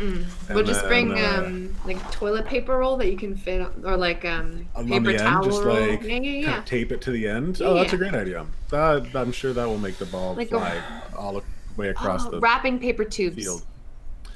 Wrapping paper. So let's talk really quick because, again, I mean, does anyone know how combat actually works? Let me describe how it works real quick. That way we don't have to learn it on the day. First off, initiative is just ranked in your dexterity order. So what are your guys' dexterity? I have a 60. 65. Damn Perfect. it. So the highest goes first. However, if you have a readied firearm, you have plus 50 to your dexterity. So if Joe has pulled out her gun and she's readied it, aka aimed, then you're going to be bumping right up to the top of the initiative order. There's obviously surprise attacks, meaning that if someone was creeping up on you, you could roll a spot hidden, listen, or psychology. And if you succeed, you kind of get a bonus die, which also exists in this game. It's basically advantage. Because you rolled a 2d10, your bonus die would basically be gifted to you for a second percentile die. So you would roll all three of these and take the lower of the 2 percentile dice. So, bonus dice are important in this game. We're going to be doing that. So once you have that order, you have the option to initiate the attack, flee, or maneuver. Then the defender chooses to either dodge, fight back, or perform a maneuver. And then the attacker and defender make opposed rolls like we talked about. So if you decide to, if you're being attacked at and you decide to dodge, the attacker wins with a higher level of success, obviously. A draw means the defender wins, and if they both fail, no damage is inflicted, which is kind of nice. So if you both try to make a damage roll and fail, it's just basically like everybody loses.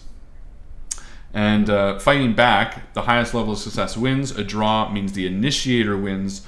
If you both fail, again, no damage. And if you decide to maneuver, there's sort of a whole other flowchart for that. But the black and white of it is that if you are dodging, a draw means for the defender. If you are fighting, a draw means for the initiator. And then the highest level of success wins either way. And then combat rolls can't be pushed. What's that?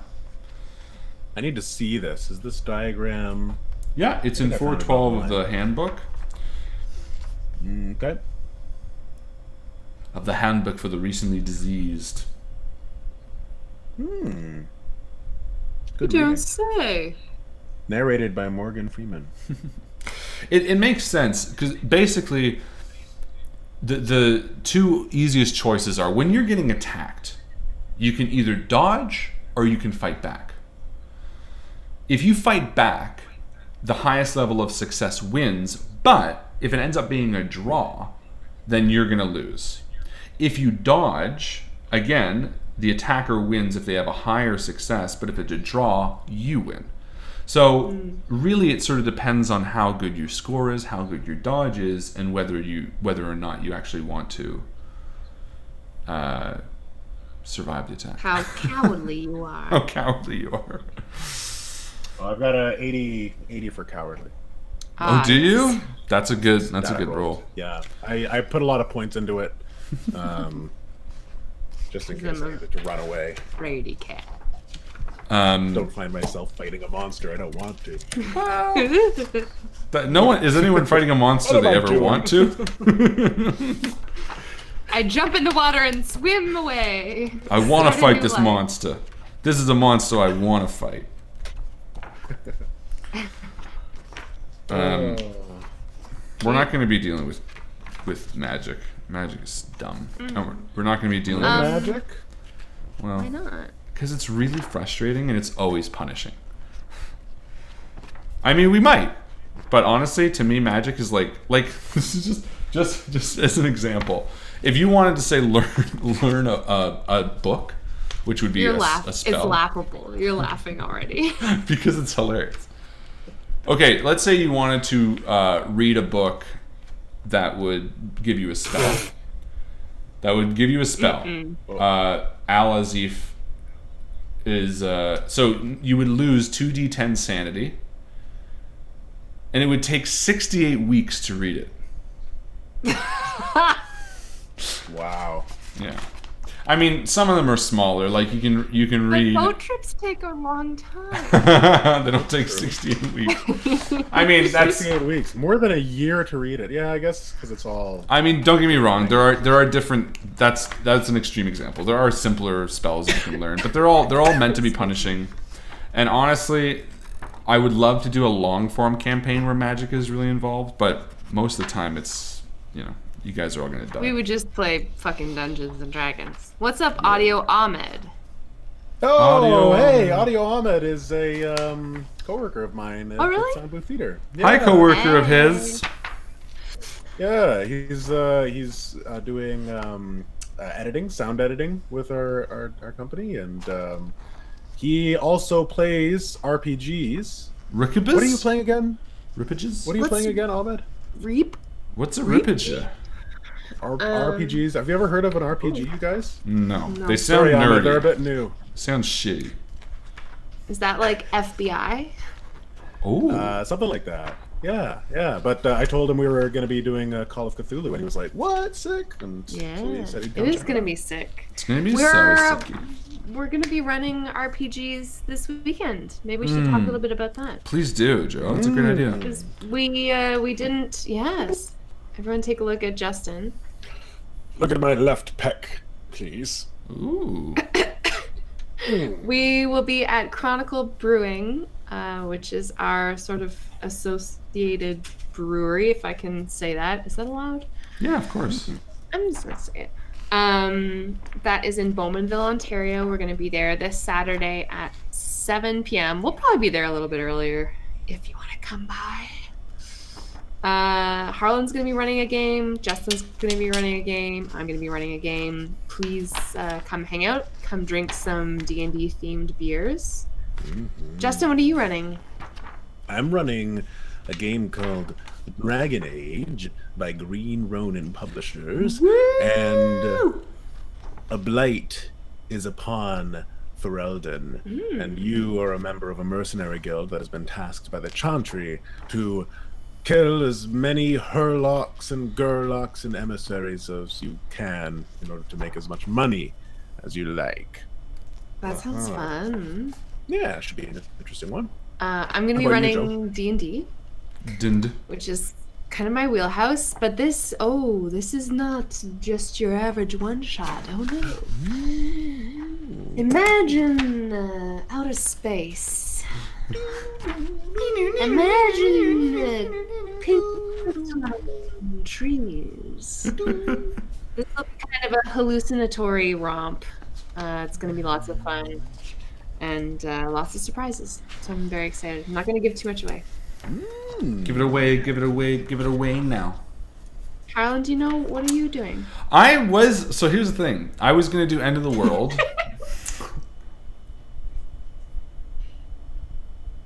What? I'm quiet. I didn't say anything. I thought I froze. I was going to do... No, we're both staring at each other. I was going to do End of the World, but I haven't had anybody sign up yet. So I changed it to a one-shot dungeon, one-page dungeon. But honestly, and I mean this sincerely, if people are there, I will run a pickup game. But if they're not, I would love to either sit in on one of your two games or join Joe in co-DMing her D&D adventure. That'd be fun. Chris is also going to be there. He's Yeah. not running, but he's going to be drinking beers and giving high fives. That's true. You know what? There were a bunch of people last time that didn't show up. So I think I'm going to do a pickup game, and I think I'm going to do a one-shot dungeon. Cool. Because I'm not feeling in the world, to be honest. No. Yeah, I got to be in the mood for it. End of the World is like fucking gymnastics. Because you have to be so on the ball with like ideas. You got to know where you're going, because it's so easy to get boring in that game if you're just doing the same thing. And I love it, and I think I'm good at it. But honestly, it's taxing. It is, yeah. Can I just bring attention to your off-the-cuff name of GMnastics? I have used that a lot. Brilliant. Thank name. you. Have you actually? I have. I coined it. I like it. Really? Wasn't that you and Daniel Kwan talking? No, I said that to Daniel Kwan, but that I had for a long time. I think I said No, like, I know that you came up with it, but you assigned it to a specific brainchild that the two of you came up with. Yeah, I was talking about like sort of like not competitive, but like a sort of a challenge. Like whose line is it anyway? Yeah, for DM? gymnastics. Well, one page dungeoning. Trademark. Well, yeah. You who's watching this right now, who's thinking about taking that. That is intellectual property. But here's the thing. Trademark. She said it. I said it 3 times. I mailed it to myself. I wrote it on this paper. Gymnastics. End of the World is like the bad side of improv role playing because you have to do all the work. One-page dungeons are the best part because the nuts and bolts are there, but you can do everything else to it. So you kind of still get a free pass. You can make up zany characters. You do all the fun stuff without actually having to make a story that sort of has a good ending. So that's going to be my thought. What? That's totally what I'm doing, and it's going to be amazing. I know. That's what I'm saying. That's what I want to do too. But here's what I'm thinking. If it ends up being not enough people, you and I should write a D&D adventure in the meantime anyway. And then if we could always run that if we end up doing 2. But then you have yours as a backup. We'll talk about it after. That's my thinking. Is there anything else we need to go over? Equipment or? Equipment we can figure out the day of. I mean, you're going to be on a boat, so it's going to be straightforward. I do want to talk about one book that... I have a lot of luggage. I have a Tommy gun. This is the coolest RPG book that I've ever had, regardless of system. There are a lot of great RPGs, bestiaries, blah, blah, blah, blah, blah. And I like Call of Cthulhu. It has many flaws, but this is not one of them. This is my favorite book. I look at this thing normally. It is written like sort of Xanathar's Guide a little bit, where it's done in a context of like an adventurer going through these things and experimenting and finding out what these creatures are. But it's basically a Lovecraftian bestiary, but it is phenomenal. The artwork in it is gorgeous. The write-ups of all the creatures are so well done. Honestly, it does not get enough credit, because when I saw this fucking thing, I was like, oh my god. Just the detail of it, the little handwritten notes in each aspect about like what this guy thought, the sketches of them, and how everything has like a comparative height chart on it. It even has like hand drawings of the way these creatures affect you at certain times and traps that they can make. Oh, look at this fucking thing. So this is a spider that like poses itself as a human. See if you can see that. The naked lady. Yeah, but it actually is like a spider in skin, and it like peels out. It's grotesque and hideous, and it's everything that Lovecraftian horror should be. And I want to give a huge shout out to this. What you're saying is all women aren't like that? Well, none that I've experienced. Look at this, a Lang trap. This is really cool. It like describes a trap that this creature makes, point by point, talking about how it like carves a pit and like hangs bait above it for people in the dreamlands to like fall into. Phenomenal stuff. And I just want to shout out, because I have seen a lot of people talk about 7th edition, and I myself have been like a real, talked about the failures and the flaws of it, but this book is not one. And if you have any interest in any sort of Lovecraftian horror, or you just honestly like fucking monster books, because this doesn't have any stats or anything like that. This just talks about the creatures and how they exist. If you just like monsters, I highly recommend checking this out. I can't imagine it being that expensive. It's published by Chaosium. It goes with Call of Cthulhu, and it is a fucking awesome book. It's called S. Peterson's Field Guide to Lovecraftian Horrors, a Field Observer's Handbook for natural entities and beings from beyond the wall of sleep. Very cool. Wicked cool. So, are you saying that we're going to be running into some of those lady spider creatures this game? Yeah, you are. I'm not joking. How crazy would that be, though? Like Call of Cthulhu is great because you can get into some like dark themes, but like imagine like playing like a role-playing game where like someone actually does take like a like they take a prostitute home or whatever, and they bring it back and then bring her back, and then like that happens or whatever. Like that would never really happen in a game like this. but you'd see that in a movie, Yeah. you know? I don't know. There's a lot mean, of opportunities for things like that. It could happen kind of out of scene. Like, it wouldn't Right. happen to the characters, but you would maybe have seen it happen, or someone who you're Right. supposed to meet up with would have been devoured by the spider creature or whatever. Right. They don't. Oh man. For some reason that spider creature like intrigues me. I don't know. That's the beauty of these, and the beauty of a lot of these Lovecraftian creatures. They're not just cool looking; they're truly horrific. When you look at them, honestly it gets my mind like spinning. I'm like, how would something like that exist in this like unknown beyond, and where would it fit in this world? What's that? Just concept books. I really like them. Yeah, I mean, this is a creature that is a god called I can't say it. Ralphie? Did you say Neuralthotep. Ralphie? Nyarlathotep. All hail Ralphie. Ralphie. But it is a shapeshifter creature, and yet it looks sort of like the alien from an Alien. It has races in here and shit. Anyway, the Hound of Tindalos, which is something that's come up a lot. Oh yeah. Yeah. Yeah. A lot of really great stuff. Anyway, just wanted to shout out. Shark K wants to know, when you play Call of Cthulhu, do you write a campaign or do you buy campaign books? You're going to find out because I That write should them. be all you need. All the information. No, I write them. Harlan And I will does. say this. I will say this for the people who have not watched Call of Cthulhu with us before. One of the biggest things that I tend to avoid is the cliche big bads in the first book. I like campaigns that creep. I like campaigns that deal with like smaller, close, maybe ghouls, maybe some creatures. It's unlikely you're going to walk up to a Cthulhu and punch it in the gut. It's going to be very hey you. I want that to be. Cthulhu! I want that to be the title of a campaign. Gut punch Walk up to a Cthulhu. Cthulhu and punch it in the gut. Don't challenge me. You know me. I will write it like that. It'll be I a silly have a one. question for you, Harlan. And Please. this is a plug to our Patreon supporters. Thank you so much for supporting us on Patreon. Our lovely patrons. So lovely. Kisses, kisses.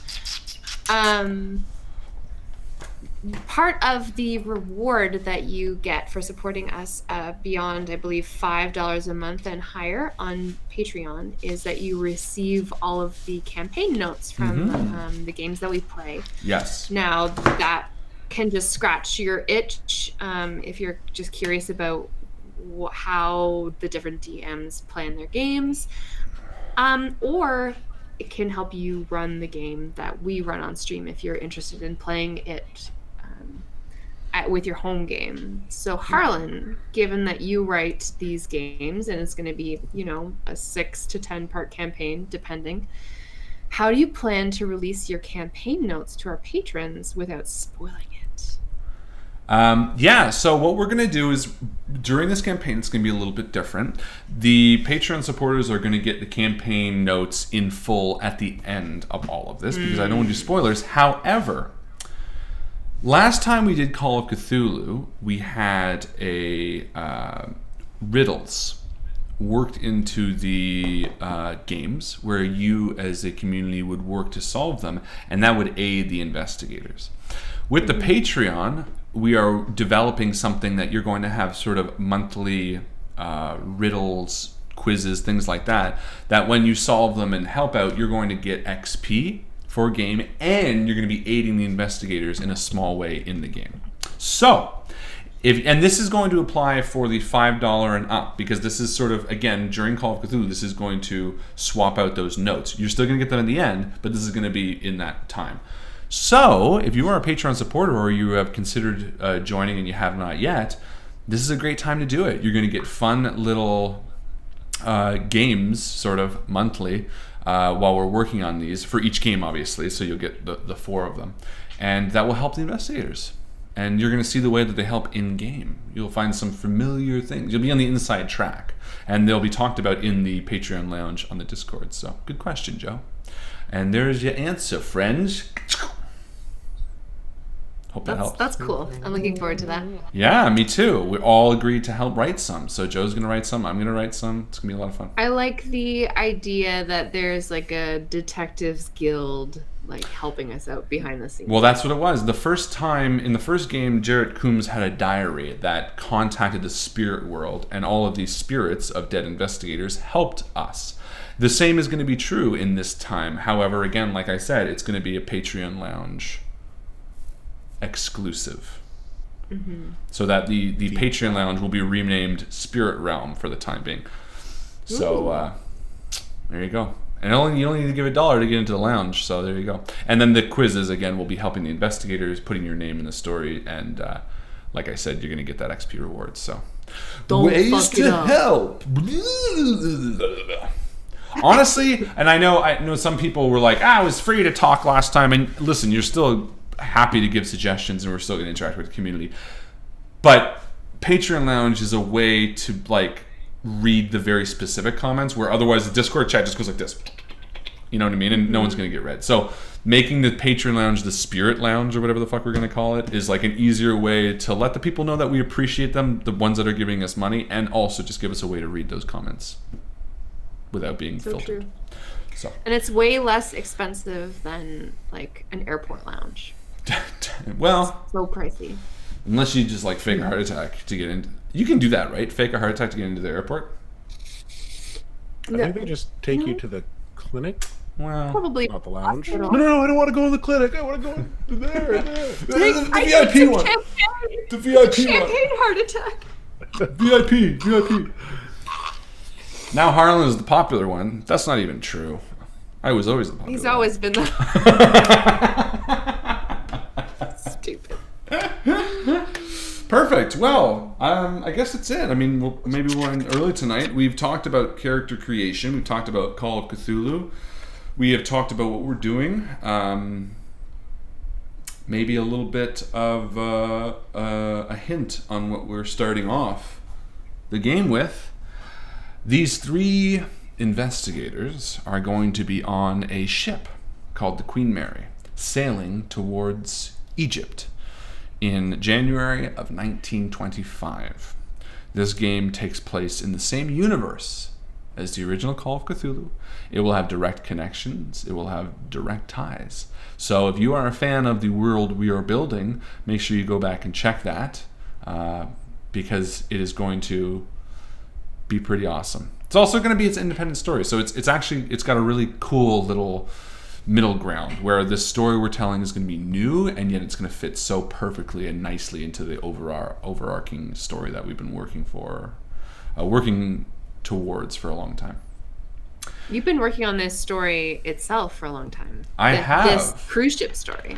It's not just a cruise ship story. It starts off in a cruise ship, but yeah, I mean, like, you're right. And that's not me being like, you're underselling it, Joe. No, I just mean, yes.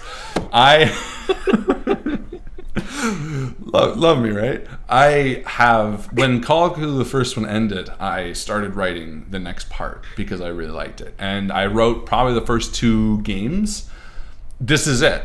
And it took a long time for me to be like, okay, let's step back into it. Because for a long time, something didn't sit right. I wanted Jarrett, I wanted Henry, and I wanted Frank. And the minute I realized that it works so much better without them, starting new characters, it opened up. Because like I had this like almost like Mission Impossible-esqueness of like Jarrett Coombs getting Henry on board again and being like, they need us again. And it just felt so fucking wrong until I realized, oh, wait a minute. That's not the way Call of Cthulhu works. It's better to bring in new people and let them connect the old ties than to like carry on this story about these investigators now that they're like super powered. You know what I mean? Like, that's not fun.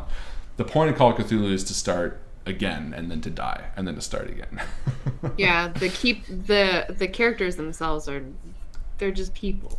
Well, that's the thing. And also I want to give a chance for you guys to make new characters that the community will love. And honestly, I'm really excited for both of your characters. I think they're going to be fantastic pieces of Invictus literature. Yeah, and it's like new opportunities to explore, I guess, different aspects of the mythos and lore. And you're right, it doesn't feel like a sequel like Marvel Universe type thing where you can just follow the same characters around. Do That was You my need, like, biggest fresh I literally have passages and passages and passages, pages and pages and pages of like, and all this will come out eventually because I know Rin is like steaming right now in like anticipation. But people steam in anticipation, right? Steam. I know Rin I was does. steaming today. I'm steaming in anticipation for what you're going to say next. I just mean to Well, say mine's that supposed to After be this sidebar, mine's BO. there are full like pages written down about what happened the minute Jarrett Coombs came back to Arkham and joined the police force, and like what happened to Frank Underhill and what happened to Henry, and all that will come to light in time, but a lot of those will also be answered in non-overt ways in this next campaign, which is also really neat. They'll be walking by a tombstone of Henry Farland. No, it's not. I'm renaming the Patreon Lounge right now. Please I'm calling do. it the Patreon Lounge Spirit Realm. Just call it Spirit Realm. Forget Patreon Lounge. It's so much better. Okay, wait, but everyone has to know what it's all about. Spirit All right. Realm, Dash Patreon. sponsored Sponsored by Patreon. blah blah blah. Good. Mr. Willie, is there any chance the old characters can make an appearance in the next series? Yes. Definitely. Yes. Yep. I really hope you wrote Pepsi. Spirit Realm, sponsored by Pepsi. I'm not that clever. Damn, I want some Pepsi. Spirit Lounge, sponsored. Perfect. Well, that's it, I think. I don't know. Do you guys have anything else you want to talk about? well, I guess I'm just curious. Like, does anybody have any questions? Did we already open it up to the audience to hear everything that they want to know? Yeah, and additionally, do you have any questions about character creation or role-playing horror? I mean, honestly, we could go on forever about how to role-play horror. Setting, tone, talking to your community, talking to your players about what kind of theme you're going for, keeping the scenes interesting. But I don't know if you guys really want to hear that, and that's just going to be me talking while these two sit there bored, so it's not true. Yeah, does any well let's ask the audience. Yeah, well, this is Justin did. Welcome to Let's see, we've Costco. got I love Jeff you. M. That's not a question, audio. Marbles. I do like Welcome to Costco. Costco. Welcome to Costco. I love you. Joe, do you want to field that one? Thank you for welcoming me to Costco, and I'm sorry, but I don't know you very well, so we're gonna have to work on that together. Well, idiocracy is life. I will take a free sample. Very forward Costco sample person. Welcome to Costco. I love you. Here's some bagel bites. What I did you started- just say? Here's some bagel bites. I started watching the previous campaign, still didn't finish it, but I wanted to ask, Did you put a baby finger? how is it possible to make an evil character if you create the characters together, like Alex in the last campaign? Well, I can't answer that because maybe one of these characters is evil. Ooh. No, the easy answer there was Alex wasn't in the character creation. Rob. Rob's not in this one. On a scale of 1 to 10, Marbles. how dark is this next series going to be? Maybe that's what he's asking. I'm going to say Yeah. How dark? 4, 5. Really? How dark was the original? The original wasn't that dark. It wasn't too. I don't think. Honestly, Maybe like 4. what's dark anymore? I'm so desensitized. What's the darkest game that we've played so far? I would think- say Revenant? no. That didn't feel dark. That felt gory. Dark to me is like Wither? Wither was pretty fucked up. Dark to me is like afterwards you're like, oh man, that felt like sad and exhausting. I don't know. I've run some sad and exhausting games, but they weren't really dark. It was just because you're tired of being.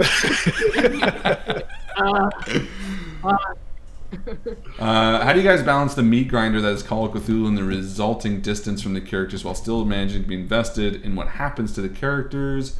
Issue that has come with my players. How do you guys balance the meat grinder that is Call of Cthulhu? What does that mean?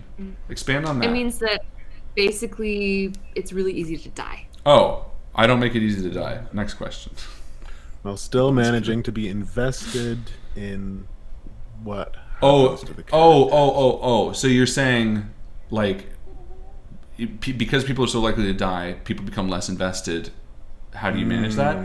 I agree, and that's a big reason why I don't make it as easy to die. I lower standard because, listen, and this, I got a lot of grief from this the first time we ran Call of Cthulhu, because I remember Yannick especially being like, Harlan doesn't kill characters, and me being like, because it's no fun. I mean, the element of death should be ever present. Yes, I agree, and I'm not saying that I wouldn't kill a character if you really fucked up, but at the same time, if you're so nervous about losing a character that you're saving your better character for like the next one, then it's a bad balance. And to me, Call of Cthulhu traditionally has a bad balance. It has a bad balance when you worry about making it through one game.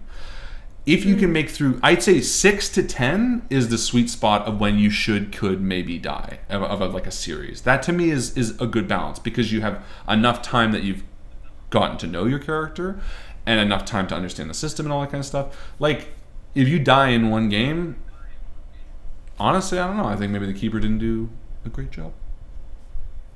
See, it's really dependent on, like, the game that you're playing, right? With D&D, I would argue, like, we're playing a home campaign.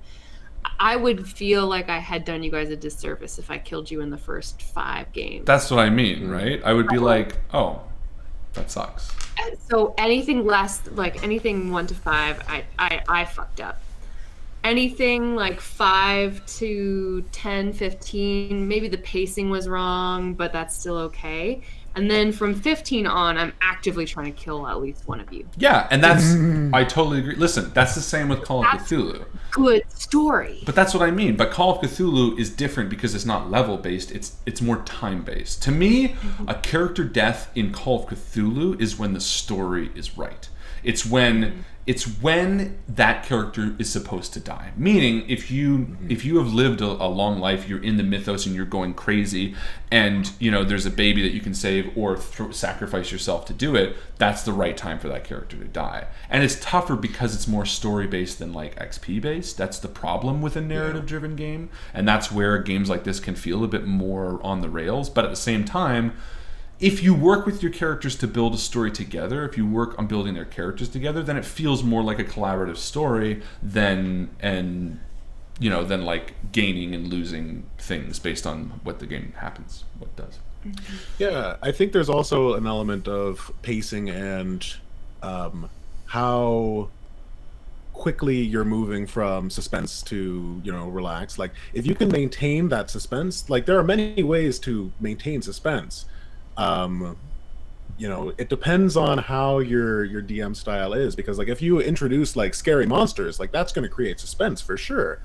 But if the characters are constantly running into conflict all of the time, then eventually you get used to that. If characters are always dying, becomes mundane. Yeah, it becomes either mundane or just like, oh, I'm not going to go in there because I don't want to die. So absolutely, there needs to be that element of. And don't get me wrong, I do love that. That's why Alex was a bad guy in the first game. That's why he died. And I might do something similar to that. I mean, I'm not going to tell these guys what I have planned. I definitely have a few side conversations with some of the people that I'm talking to right now about what's going to actually happen.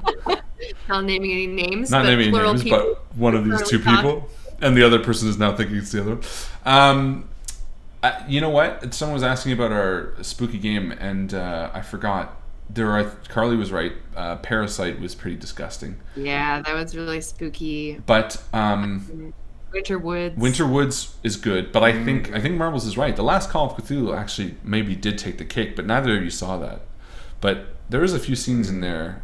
There was one in the last Call of Cthulhu involved child kidnap and jumping out of windows. I think my character jumped out the window. No. The campaign. Sorry, no, the Witch's Mark. Oh, Witch's Mark. So there is more jumping out of windows. Well, maybe not. But there was no child kidnapping. There was also child kidnapping. Yeah, right? There was child kidnapping in The Haunting? In ours. Was there? Wasn't there? I don't remember. I don't think so. I just remember in the no. You know what? Witch's Mark was the darkest. I totally forgot because that girl was like sexually abused by her like father, and then she like slit her own throat. That was dark. That was probably 8 or 9. We really have any dark games. That's so funny. I forgot. We usually do comedies, right? What's that? Just comedy. Just Just comedies, comedies. lightheartedness. But this one's not going to be. right. This one is not going to deal with those personal, sad horrors. I think this is going to be more grandiose horrors. It's going to be gross, but it's not going to be like child death or like sacrificing yourself. Right. You know what? Fuck it. I don't Human know. That's not true. It might. It Dark really might. themes. You never know. Don't make any. Not gonna limit yourself. Witches Mark, they did not both die. Actually, Elijah Strong, did live. For those of you who are visually not watching, for when this gets turned into a podcast, Harlan is touching his nose suggestively. Eh? Yeah, Eh? Oh. Eh? it's sexy. It's very sexy. All right, I guess that's it then. Nothing else. Unless you guys have anything else to add before we sign off. Oh, I'm just really stoked for Saturday. Everyone come out to Bowmanville to Chronicle Brewing and drink some beer, play some games. Come and see the Invictus crew. Yes, yeah. please. And don't forget, Breakout Con is this March too. You just have to buy us beer. Yes, buy us beer. Please. And then Breakout Con this March too. Please come out and see us. Mhm. All right, ladies and gentlemen, that was Character Creation for Call of Cthulhu. We will see you next Wednesday, for those of you we don't see on Saturday, for Call of Cthulhu Game 2, Part 1. I'm very Hell excited. Yeah, I think that's it. Good night, everybody. And as my very good gal friend Joe always likes to say, Well, that was awkward. well, that was awkward. Good night. There's no clapping on it, so. Bye.